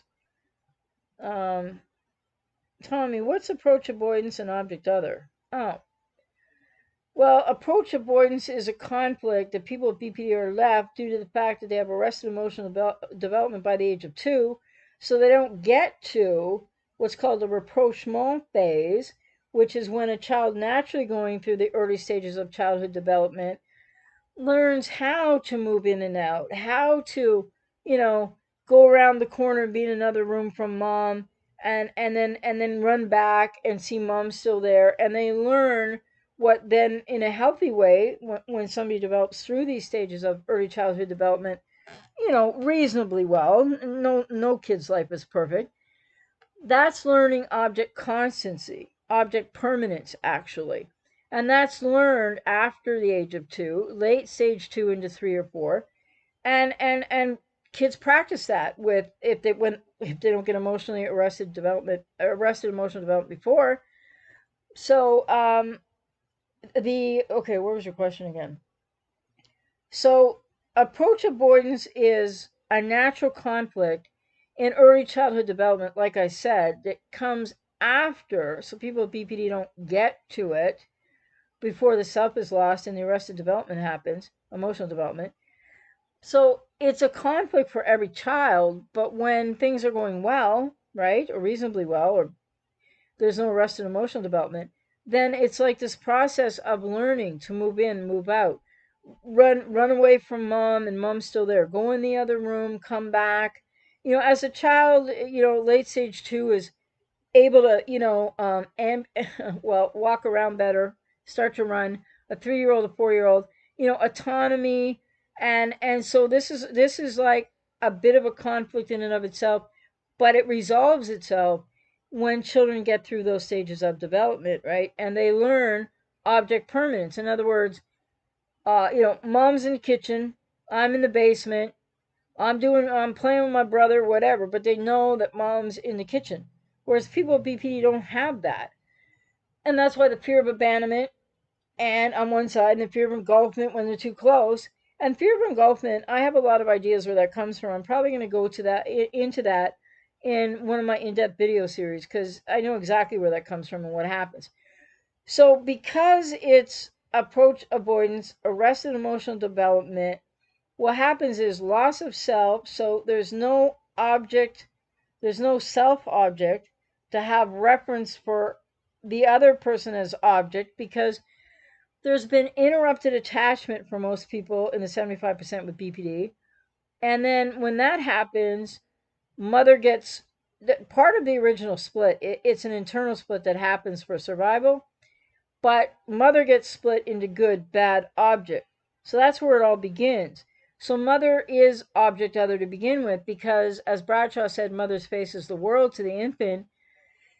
In object relations, mother's face mother is the first object. Mother is the first love object. Not to get too Freudian, but yes, that comes from Freud. But mother is the first love object. So that's object other. And then all that goes wrong in, affect synchrony, as Alan M. Shore talks about, lack of attunement, misattunement, an emotionally unavailable mother, a mother who might, come and feed and change diapers, but in no timely fashion, potentially, and or there could be other abuse in the 75%. So the object other is first for everybody as a child, as an infant in life, mother. And then what happens is, because of interrupted attachment, and people with BPD really have what's best described as disorganized attachment, not anxious avoidant, not avoidant, disorganized, which is really the approach avoidance conflict I see is really rather what is really a missing attachment style, but it's referred to as disorganized. So then they have this split apart object other. The split occurs inside, the arrested emotional development happens, which means an ego state, the child ego state, splits off entirely, the self is lost. And so what people with BPD are always doing in their relating to others is relating, unbeknownst to them, to a partner or person closest as object other parent representation of bad mother into valuation, or it might be bad father, but it starts with mother because mothers are usually the caregivers, or not the caregivers, but the one who are supposed to be the caregivers. And then so idealization can often be a subconscious or unconscious projection of partner being object other, good mother never had.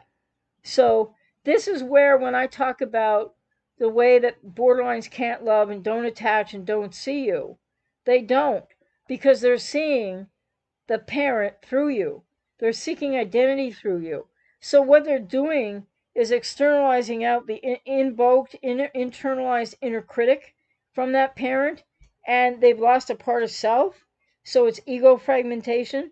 So I hope that explains a little bit about what object other means, because anybody in a relationship with somebody with BPD, unless they've had massive treatment, significant, you're going to be seen as object other. And that's why they'll say to you, well, you did this and you just did that, and because you did this, and then they're describing what they did, because they have invoked, and it's not, when we're kids, we invoke, especially negative and abusive stuff, can be like the narrative, the words, verbal abuse, can be worse abuse. But we invoke in the internal critic this negative experience of the split off aspect of mother. So for people with BPD, there is no object constancy. There's absolutely no object permanence. And object other is whoever they get closest to. So I hope that did that some justice in a rather condensed way. Edith, cool, anathema. I haven't heard that term in quite a bit. Thanks. Yeah, I don't know. I've known that word for a long time, and I just think it's so succinct is why I use it, right? But sometimes I have to just be careful that I don't say an anathema, because that's not correct, right? So sometimes I want to put an in front of it for some silly reason. Sean, my BPDX joined a new age group. She says she's all better now because she practices Louise Hay's You Can Heal Your Life. Oh my God. And she practices quantum mystical religion. Well, that'll do it for you. Yep. And it's only been 6 months. There you go. And this is very common. Like I said, I'm not talking about people on YouTube or online. Lots of people tell me this when I'm working with them as clients. And here you are, Sean, to be proof of that, and that you have a BPDX who did this too, because a lot of them are doing it, and it's escapism on their part, and they might not know that. And I'm not saying it's only escapism, but it's not going to be helpful. And of course she's not all better in 6 months, and of course she needs therapy. But yes, they get into all this stuff, and it has a lot, in certain places, a lot of cult-like quality to it, and there's just nothing healthy about it. Edith, New Age equals synonym for mindless Mindless dronology equals pod people equals steppered citizens. Well, yeah, that's one good way to put it for sure. I can't really say, yeah, that's good. Wheels, they're always talking about new everything, but the goal is as old as time. Yes, absolutely. And I think it's, I just had an epiphany, maybe an aha moment of my own a few minutes ago. I don't know. I'll think about it later. But this idea of the massive deception and the gaslighting that we're living under a mass scale, wouldn't that be the perfect way to herald in the deceiver, known as the Antichrist, in the Christian Bible, and maybe that's for some other religion too. I don't know. And I don't mean any disrespect when I say that.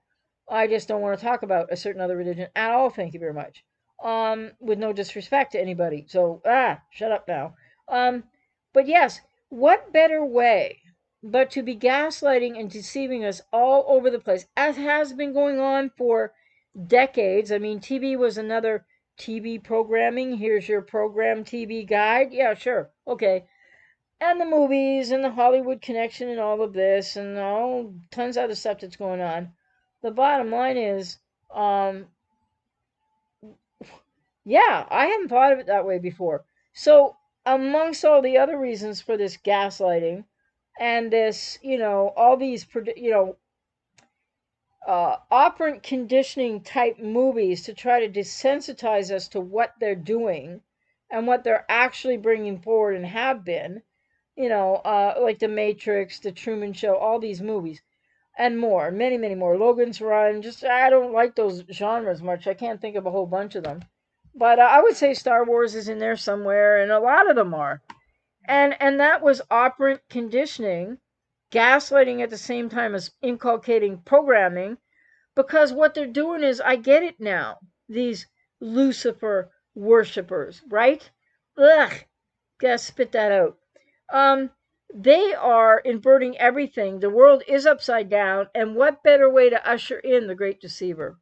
And that's why I'm saying to people in whatever vehicle, and it won't work through the esoteric nonsense, I don't think. You gotta get prepared to not be deceived by the deceiver, even if you're not a Christian. Let me put it that way. Because I just think spiritually that probably matters in all kinds of different vehicles. I'm not sure. Um, yeah. Have you ever noticed, or is it true? When I look for George Carlin on YouTube, not I don't know if there's still some, but seems to be getting taken down all over the place. Interestingly enough, in the last year or so. And there's nothing on iTunes, I don't think. I know there's nothing on Netflix because I searched. So, hey, they're choosing the comedians of the day too. Good thing some of them are still funny. I saw a hilarious lesbian woman the other night on Netflix. Oh my God, what a joyous hour and 10 minutes that was. She was really funny. From New Zealand, I think. Can't remember her name though. Wheels probably shouldn't read aloud. Okay. Oh, yes, the certificate. I know. And they're going through hell in Australia right now? And I've been talking to a couple clients from Australia who talked about that somewhat and toward the end of their session, but it's also affecting their lives right now as they're trying to heal from, having an ex with BPD. And I saw a video the other night, a person driving from Victoria, crossing into New South Wales, and thought the checkpoint would be sooner than it was, but sure enough, up it came, and they want papers and ID and all this kind of crap from one state to the other in Australia. That's happening in Canada. I don't know about every province, but Atlantic provinces in Canada are in a bubble. And if you live in the Atlantic provinces, you can now go in between them, okay? But if you want to go there from Quebec or Ontario or probably every other province in Canada, so-called provinces, such as it is, you probably have to go in quarantine for 14 days. So, yeah, I know. It's dastardly, and yet I want to hold out hope. But yet I think, like so many other generations before us have thought that it was the end times. It's kind of hard to refute right now, but I'm trying not to dwell on it. But then again, hey, that's what my faith tells me is we know how this is going to come out because we know who's going to win, so to speak, but we're all going to be, in terms of our human lives, casualties to that battle, though it will not be the battle that we all anticipated to come a different way.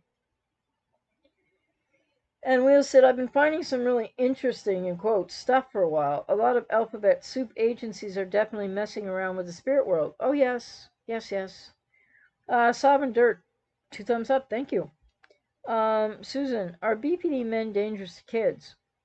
Well, I can't say that they all are, but many are.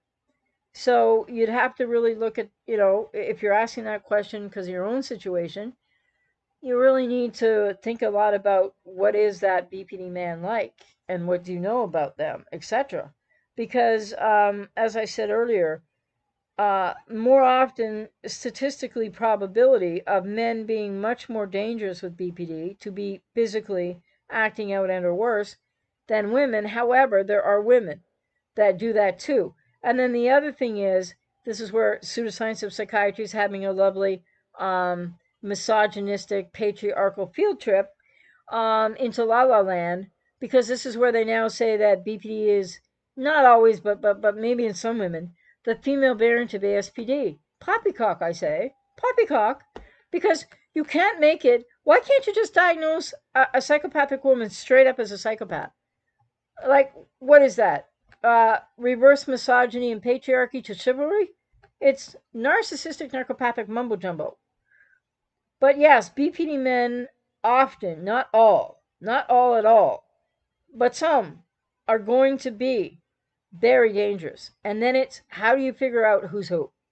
Is the person that you know or that you might be asking the question about, are they somebody? And I've been working with clients recently, and hey, I can't predict squat when it comes to, well, really some things, but men with BPD that have already shown, so clients have filled me in on things, shown, been violent, made threats, said horrific, and these women aren't taking it seriously, and I'm like, hello. I can't say that he's going to do that, but I equally as much can't say he's not going to do that, or in a case of she, maybe sometimes. And so that's when I have to really work with clients to, get the security system. If you don't have a dog, get a protective dog. And then all the things that have already been happening for them, they have to get the courage. They got to be in a safe place. They got to take a lot of steps, and then they got to start calling the police. And then restraining orders on paper, we all know that they're pretty dangerous darn things to have, but you got to do the steps. And I would say if anybody's made threats, anybody's hit you, anybody's been violent before, then you have to pull out all the stops to protect kids, to protect yourself, anyone around, because, and this would be true of a woman too if they'd shown all these signs with BPD, because it's not the most common, okay, but it happens in a certain percentage for people with BPD. You've got to err on the side of caution because there is no professional alive, unless they're an idiot, that would say, yeah, he was probably just saying that. No, we can't know that. So we have to help clients and people to err on the side of caution, do everything you can for children's safety and anybody else around safety. Document, because once you get some documents in place, and of course, could be really dangerous situations, then what you have to do is start calling the police, because once you get that restraining order, which is not safety by any means, they can start to be arrested. And then eventually they end up in jail, if not for anything else, but that, and then that gives some breathing room because some of them are that bad. So the key thing about that, I just want to reiterate, is no professional can predict whether or not these certain things they've already done predict that they're going to do what they've threatened, or multiple threats of what they've threatened. So you have to err on the side of believing it's more likely than not, even maybe when it's maybe not, because who can tell? So I always want to stress that. Rab, so many cults out there. A while back, a friend recommended, quote, the Art of Living, unquote, course for the anxiety I was going through. I was there for one day and didn't complete the course. They kept calling me after as well. Oh, that's interesting. I think I've heard of that actually. It might have ended up in one of my boxes as spam or something. Because, yeah, it just, they're going to come with nice, flowery, fuzzy, warm sounding, innocuous kind of names. JT said, that's right, AJ. Okay. Thank you. I'm not sure what was right, but cool. Um, Wheels, I'm definitely noticing how much of my inner voice is the psycho and dad to some extent. I have some crazy realizations about that. That stuff cuts deep. Well, it does, because when you were even like when you were a child, it gets invoked. It just goes in because it happens. It's not the same as BPD, but it happens because we don't have a filter or a way. We don't have a boundary. It starts to happen at such a young age, especially with a narcissistic parent. Um, Yeah, calling you after as well reminds me, and I won't go into it again, my Mormon experience, and they wouldn't go away, and they kept offering me money and insta flaky friends, weird people, and I didn't need that, and then when I called the police and I couldn't get them to stop, and they'd call, and then they were dropping cards and stuff in my mailbox, and I can't remember how I finally got rid of them. So that's a red flag for that kind of behavior. Um, and good observations, Wheels. And you said, quote, as above, so below, unquote. Everything is upside down and backwards. They love to put that symbolism everywhere. I know, and it's in our faces if we just only care to look. And it has been for decades. But then they coined the term conspiracy theorist so that people who are still asleep watching mainstream media and believing all that crap, people that still think whether you're a Democrat or a Republican or a conservative or a liberal matters, please, ladies and gentlemen, understand divide and conquer. It comes through political theater, it comes through race, it comes through all kinds of things. And they're out there instigating that big time in the US right now. And Wheels said, when living with abusers, my rule is, quote, expect the worst and hope for the best, unquote. Yeah, but pretty much expect the worst. Yeah. When living with abusers, oh, I just read that, sorry, because you got two in a row there. How'd you end up dealing with Mormons? Well, I think I've told that story already. It's kind of long. I won't get into it now, but the stream is kind of long. But I don't actually remember how they actually went away in the end. You know, all I know is if anybody's a magnet for something, I'm a magnet for that. Because even when I'm out in the street, I mean, it doesn't happen to me every day or all the time, but last time my partner and I we're in a car and we're sitting there and we're at a stoplight, and don't you know, right at the corner there's two of them, and they're looking at us, and they're starting to come towards a car, and I said to her, if they get much closer, will you just like lay on the horn? And she's like, what are you talking about? And I'm like, Mormons over there, Mormons, and she's like, oh, I don't think that, and I'm like, but will you lay on? And she's like, yeah, okay, I will. And then I don't know, they kind of just didn't they started to come and then they went away. But I've been standing to cross the street, and what comes up on one side of me? A young guy in a shirt and tie in hot weather with a little suit like briefcase, and on the other side the same thing, and I'm like, oh no, oh no. And unfortunately, I don't want to be rude, but you can even be really rude to them and they don't go away. So you have to just kind of like block them out. And I always just go, nope, nope, nope, and nope, and nope, and nope, nope. Because if you say any, I've tried other stuff, like I'm gay and I'm going to hell, leave me alone. Which isn't true, but anyway, some people think it is. But the thing is, then they try harder to save you, because that's their job. That's what they've been inculcated and brainwashed to do. And the only other thing I'll say about the Mormons is because I gave them their 6 visits. This was like eons ago, right? I was out of my freaking mind. And it's a dangerous thing to flirt with, the darker side of things. Let me just say it that way, right?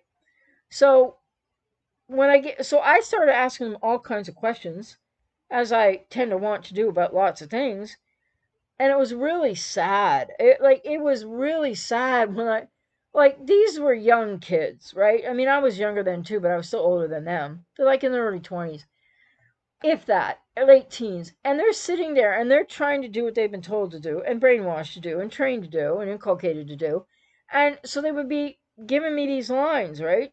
That they say, but they want to share with the world. And I would say, but you just said this and that doesn't make sense because of this. So what do you think about that? And they would just like pick line number 1 or line number 31, and you would just get the same rote answers. Oh, I found that really sad, distressing and sad at the same time. AJ, what self-help authors would you recommend that are more grounded in reality? The mindfulness books are good. Yes, John Kabat-Zinn, I have all his books. I've read them. I love them. Even though he's really coming from a medical perspective, yes, they're great books. I love his book, Wherever You Are, Wherever You Go, There You Are. Something people with BPD could use to learn a little bit more of. The mindfulness books are good, yes, and Dale Carnegie was a favorite of mine. Well, off the top of my head, I don't know if anything's going to come into my mind because there's a lot of self-help books. I mean, what I would say is, search around on Amazon, but look for older ones. But that doesn't mean they're necessarily good ones. Because, well, I think about Dr. Wayne Dyer, but then he got esoteric later in his life before he passed away. But okay, so there's a book out there. When I say no, I feel guilty. Can't remember who wrote it, but that's an oldie but a goodie. Everybody should read Thomas somebody. The book I'm Okay, You're Okay, which gets into transactional analysis, and I don't think it gets into life scripts because the games people play by Eric Berne gets into that. But I was reading this stuff when I was 18 years old, but the point is self-help, because today it's like there's psychological studies, for what it's worth, by psychology that I happen to think, they're probably not scientific either. But there's a lot of inquiry been made into that. A lot of self-harm stuff, no, self-help stuff is more harmful than it is helpful. So I would think, like an oldie but a goodie is like When I Say No, I Feel Guilty, which I read when I was about 19 and I was being a lifeguard in the summer and I was reading it. And I didn't learn a whole lot. But I learned the broken record technique from that book. But I didn't learn how to say no yet at that point in my life. I'm Okay, You're Okay. Um, Dale Carnegie. Stephen Covey might be helpful, depending. Um, 7 highly effective habits of something or other. I don't know. Nothing else is coming to my mind right now, and I've got a lot of them. Let me think harder. What I would just say is look for really old books. Look for things from the 60s and the 70s. Kind of do a cutoff around the early 80s, because there's some darn good books from back then, and especially in the 60s and 70s. Like, I'm not sure When I Say No, I Feel Guilty was written, but like it's probably 70s. Um, there's various books on boundaries and things like that. So I would say really it's important, I think, for people. I hope you got Pete Walker's book.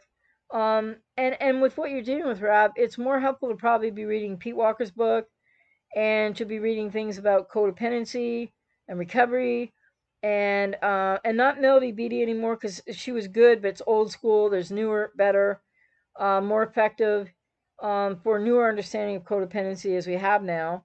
Um, oh, Jordan said Out of the Shadows. Yes. Yes, I believe I have that book. See, I have so many books, I just, they're not going to come to mind right now. Um, Something else I was thinking about, can't remember now. No. Um, well, see, I was into reading clinicians' books, so um, like Thomas As and Carl Rogers, and that's a little bit different, Abraham Maslow, but still. But I think you would do better than general wide variants of self-help, focusing on things like boundaries, codependency, CPTSD, whatever else you think you might be dealing with or need to deal with, and than general overall self-help books. Although I think When I Say No, I Feel Guilty is a good read for any codependent for sure. Um, yeah, it's a really good book. Wheels are just old, but not everything that's old. Yes, I remember that Dale Carnegie book. I think I still have it kicking around somewhere. Yes, How to Win Friends and Influence People. and how to stop worrying and start living. And there's another book, I'm never going to remember the name of it, which isn't helpful. It's ancient, and it used to be used in a self-help group. Might have been called Emotions Anonymous or something. Not the book, but the group. So I don't know. It's over there on a shelf. I maybe I'll try to get a few of these things together, and maybe on another live stream, ask me, and I'll have a list. Um, well, yeah, Wills. There's a lot of evil done in the name of God. Yeah, do you know I saw a video earlier today? Oh, it's still got me. It still got me. It upset me. Because it was called what was it called? It was Rebel Wisdom, which I usually like their stuff, but not all of it, because what was it called again? The Cancel God or something like that. And I found it very offensive because why would you use God when they're talking about cancel culture, etc., etc.? So that I would say was, I wouldn't say the thing was evil, but invoking God as yeah, what was that about? Because I was thinking, yeah, it hit me in a Christian way. I was thinking and I watched it. It was interesting. The graphics were fabulous, and I think they have a point. And I was looking for more information, and I can't find it. It was a 4 minute and 25 minute thing, and I'm like, I hate your title, and I don't like the implication there. But I don't know what they meant by it because it was too short. So I was going to look into it more, but I was just thinking to myself right there. I said, well, that is some God that isn't God. And then we're living in an age where, oh, yeah, just remember what it says in the Bible. If you're so inclined, there shall be no God before thy God that is the God. So I found it interesting, but I found the title disconcerting because cancel culture has nothing to do with anything except people who espouse through New Age esoteric nonsense that they are gods. Or is that just A Course in Miracles that says that? I really don't know. But A Course in Miracles supports this idea that you are God. And I'm like, oh yeah, okay, fine, no thank you. Rav, thank you, AJ. Dale Carnegie. Oh yeah, I read that. It was good the first time around too, Rav. Um, and Sean said, I like Dr. Russ Harris, The Happiness Trap, and others. Oh, well, yeah, I'm not familiar with that one, but that's good. And another one might be, speaking of traps, I don't know if there's something called a mind trap. I don't probably vaguely remember. And then there's something about procrastination, which can certainly affect people who've been really stressed, etc. So yeah, man, we've been here a long time, and I didn't even really have to get to the topic, much. But suffice to say that relationships with people with BPD and especially untreated are situationships, and they don't work out well. And like I did a video already today, like earlier or yesterday now or whatever time it is, yeah. This notion that people have, that the person they're with who's maybe had no treatment. I mean, it's hard to say. It's not that people can't make some progress, but overridingly the percentages are against that a person who gets into treatment with BPD in a relationship is going to do that, be able to do enough, to change enough to save the relationship. And may I also add that people with codependency on the other side of that relationship dynamic also need to do their own healing and recovery. And often people will, if actually the people with BPD go get substantial therapy and over time, and the person with codependency gets in their own recovery and healing journey, people will outgrow each other. People with codependency will realize, man, I've been damaged enough. And they want the change and they want it to last. They want it to work out. But the more you get into your own healing and recovery, maybe you won't feel the same way. So there's many reasons and ways that these relationships will break apart anyways. So I'm not trying to lay it always on the person with BPD. But generally speaking, all the people trying to drag and coerce and everything else somebody with BPD to therapy, you must realize they're not going to be able to enact change that can save your relationship anytime soon. And then that is a codependent expectation, which people need to then take responsibility on the codependency side and realize what you're trying to avoid in yourself and your own relational patterns from your childhood, that you're still pushing them to do something to change to make it better for you. So there's that aspect too. Sean, Sushi Train and Three Happiness Myths. Okay, I haven't heard of that. If that's a book, I take it might be, because I don't know what else on earth it would mean. Wheels, growing up, I would always get crap for, quote, taking the Lord's name in vain, unquote, when I said, oh my God, or something like that. I've always found that interesting because those people are the quickest to use the name of God to, well, yes, of course they are, to cause suffering. Rob, who wins the Columbus versus Leaf series? I'm scared for the Leafs. Well, I haven't been keeping up, even though you'd think, that I would be. But truthfully, when the Leafs are in a playoff series, I'm kind of like too scared. Not really literally scared, but I'm like, man, this could hurt so bad. So I don't know. I'm not that invested right now, but yeah, I have to get caught up because I think I have I think last time I said a Tim and Sid, it's Sid and Tim, or is it Tim and Sid, whatever their freaking names are. I have a couple things recorded along with a few games that I have to catch up with. That I know they did a preview of that, right? So I need to see that to kind of know, but I don't know.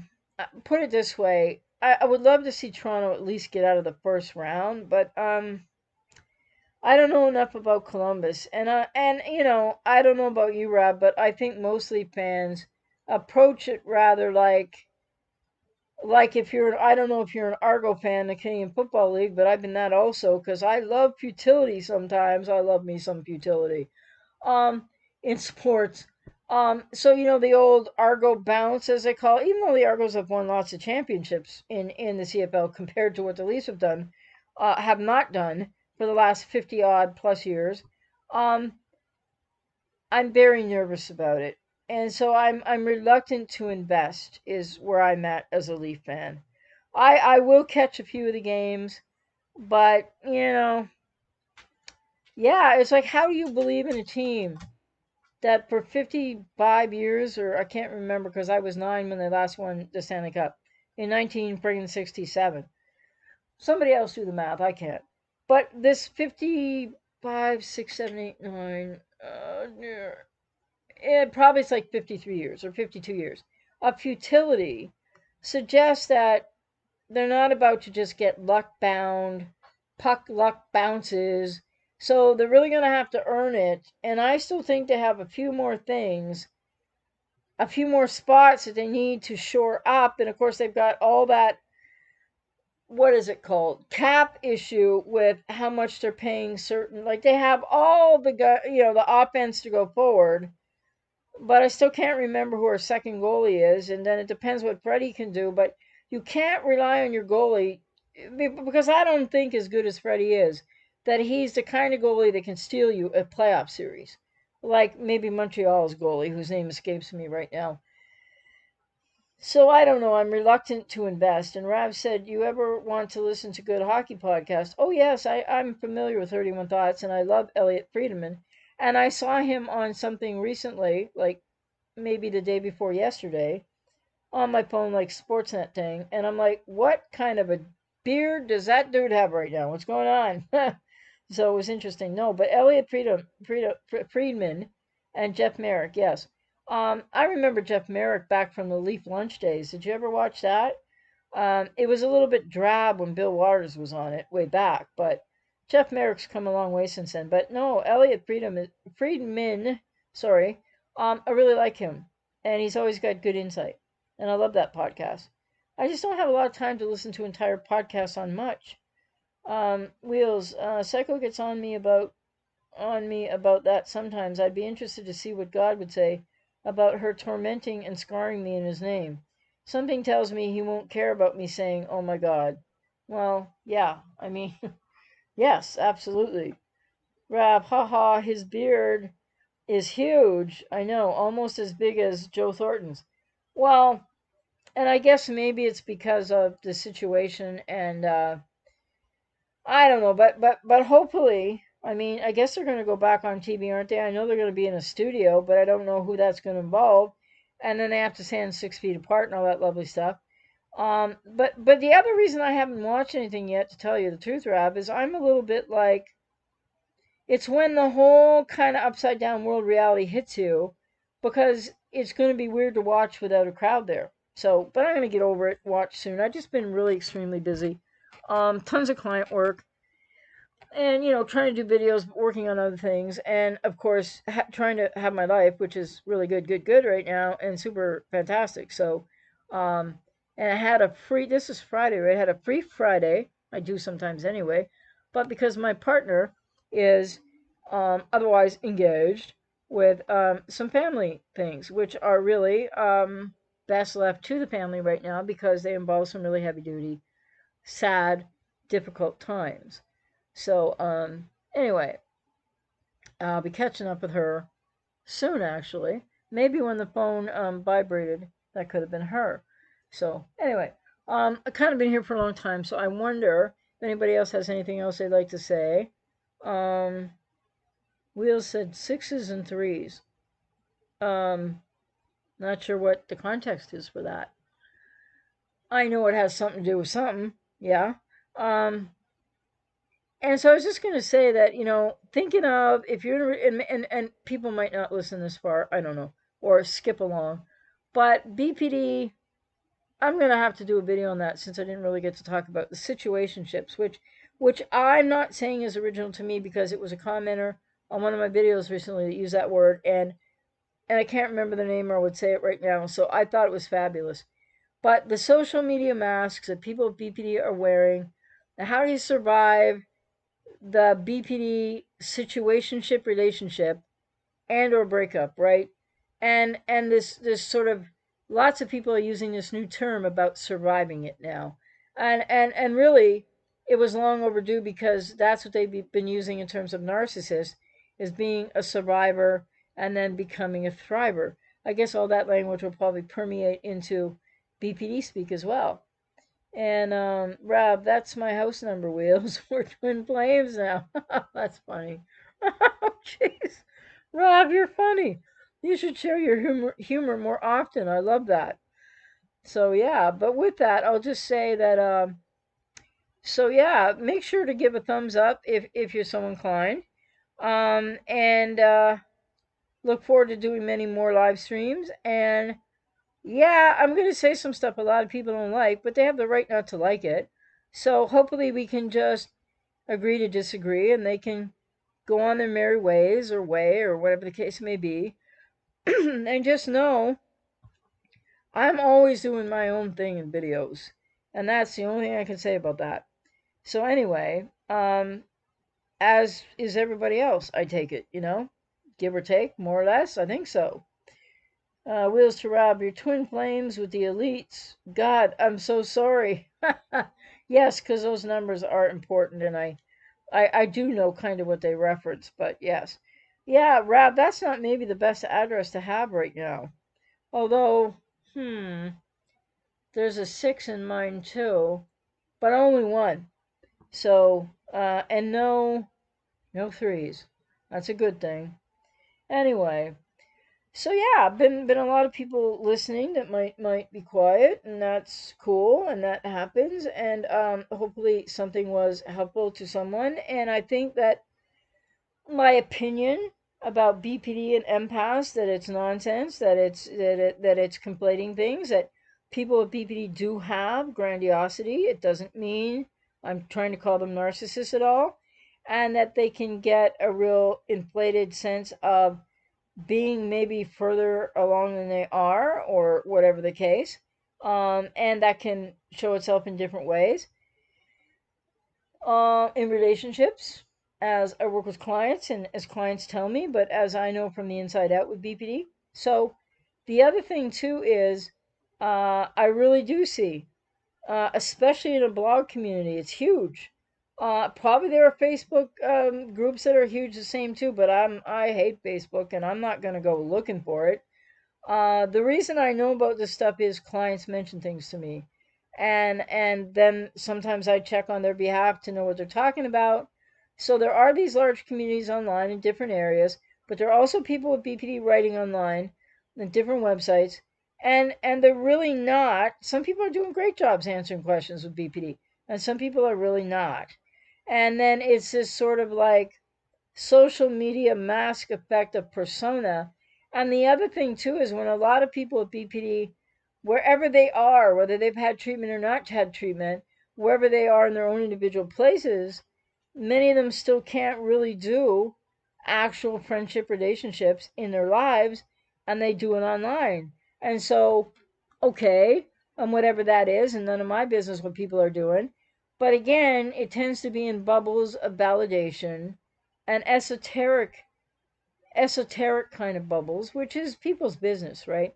I'm just saying it's not really, it has no efficacy for people who, you know, didn't go, haven't had any treatment, need more treatment, or stop short of maybe the deepest part of the process, whatever the case might be.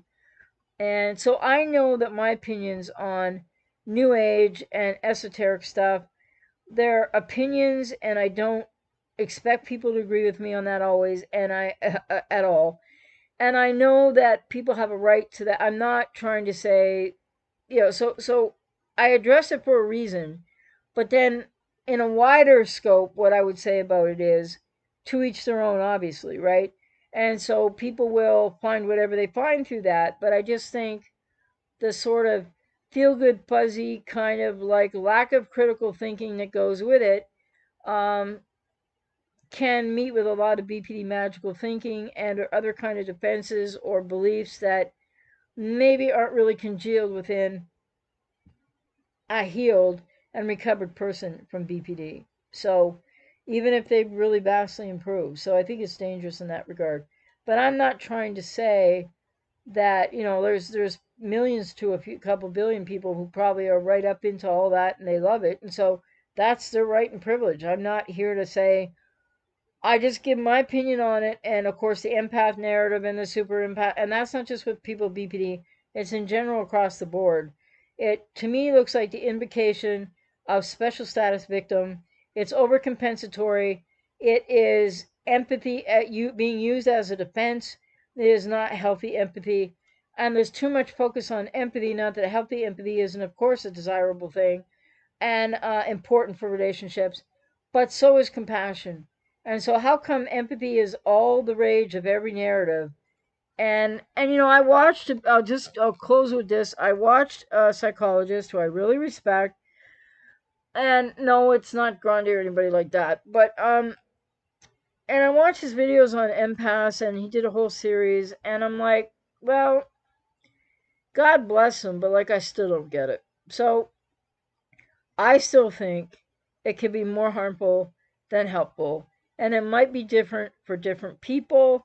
And different people might, when they say they're an empath or a super empath, they might mean different things from other people. So I give I mean, not allowances, not like it's up to me. But I mean, in my opinion, I understand that there could be vast differences among these things, the categories, but I just still don't think they're that helpful. But having said all that, I don't expect people to agree with me because people have a right to believe whatever they want and they have a right to follow whatever they want. So that's important to say too, and that includes anybody, people with BPD, anybody else. So, but I do believe, as I have been kind of thinking about for years based on client work, BPD is morphing and changing, and people are doing different things. Like I said, 15 years ago, nobody heard of people with BPD ghosting or quote discarding, unquote, which is really not the right terminology for that, in my humble opinion. But nobody heard of that because it wasn't going on, or very rare. And so there's a lot that's in the language of lexicon that people are talking about in videos, writing about in blogs now, that is BPD morphing. And I don't really know how to define the morphing, but people with BPD, social media impacting it in so many ways, and I've barely touched on a couple here, that it's obvious because, and then whatever the pseudoscience of psychiatry is up to with all these diagnoses and all this comorbidity stuff, that wasn't around before and wasn't certainly at the forefront of being pushed against even all common sense of what a diagnostician should well be equipped to delineate, this from that and that from the other. And some things may be a little bit more harder to delineate and separate out in some individuals, but then there should be no rush to make some diagnosis for all the wrong reasons. So, and one could say the diagnosis of BPD doesn't even stand because the criteria for it, pathologizing human traits, it's not what it really is. It's a trauma response, and it needs to be looked at in the human context of that.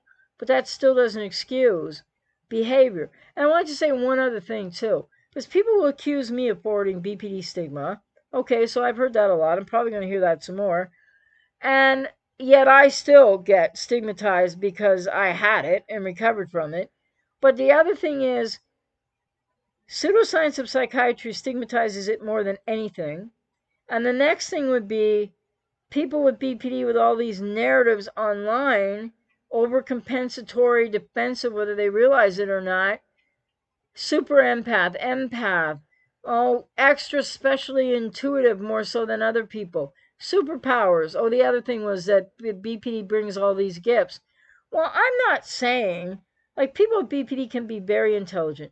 They can be gifted that way. They can be gifted creatively. They can be very artistic. All of that is very true. But it's not like some special thing that's above the rest of the population. And people with BPD kind of creating these narratives and forwarding these narratives and then hurting people at the same time, and or maybe still really hurting themselves. Because when they don't like themselves and they hurt themselves, and I don't mean physically, but even psychologically or by being triggered, etc., what they go through, that's not being very empathic to oneself either. So I don't get this stuff. So anyway, that's where I'm coming from with it. And it's broad-based and it's generalized, and I encounter it with clients almost every day. So that's the basis of where it's coming from. And with that, I guess everybody went to sleep. Anyway, I'm just joking around. So everybody take care. Man, I want to keep these shorter, but this one got long and some get long. But it is probably more effective to do them shorter. Anyway, everybody take care as always, and I look forward to next time. And maybe we'll have to run the flag up this tree one more time. From a different angle of BPD and social media, because Lord knows it's affecting narcissists heavily duty too, but I think in an entirely different way.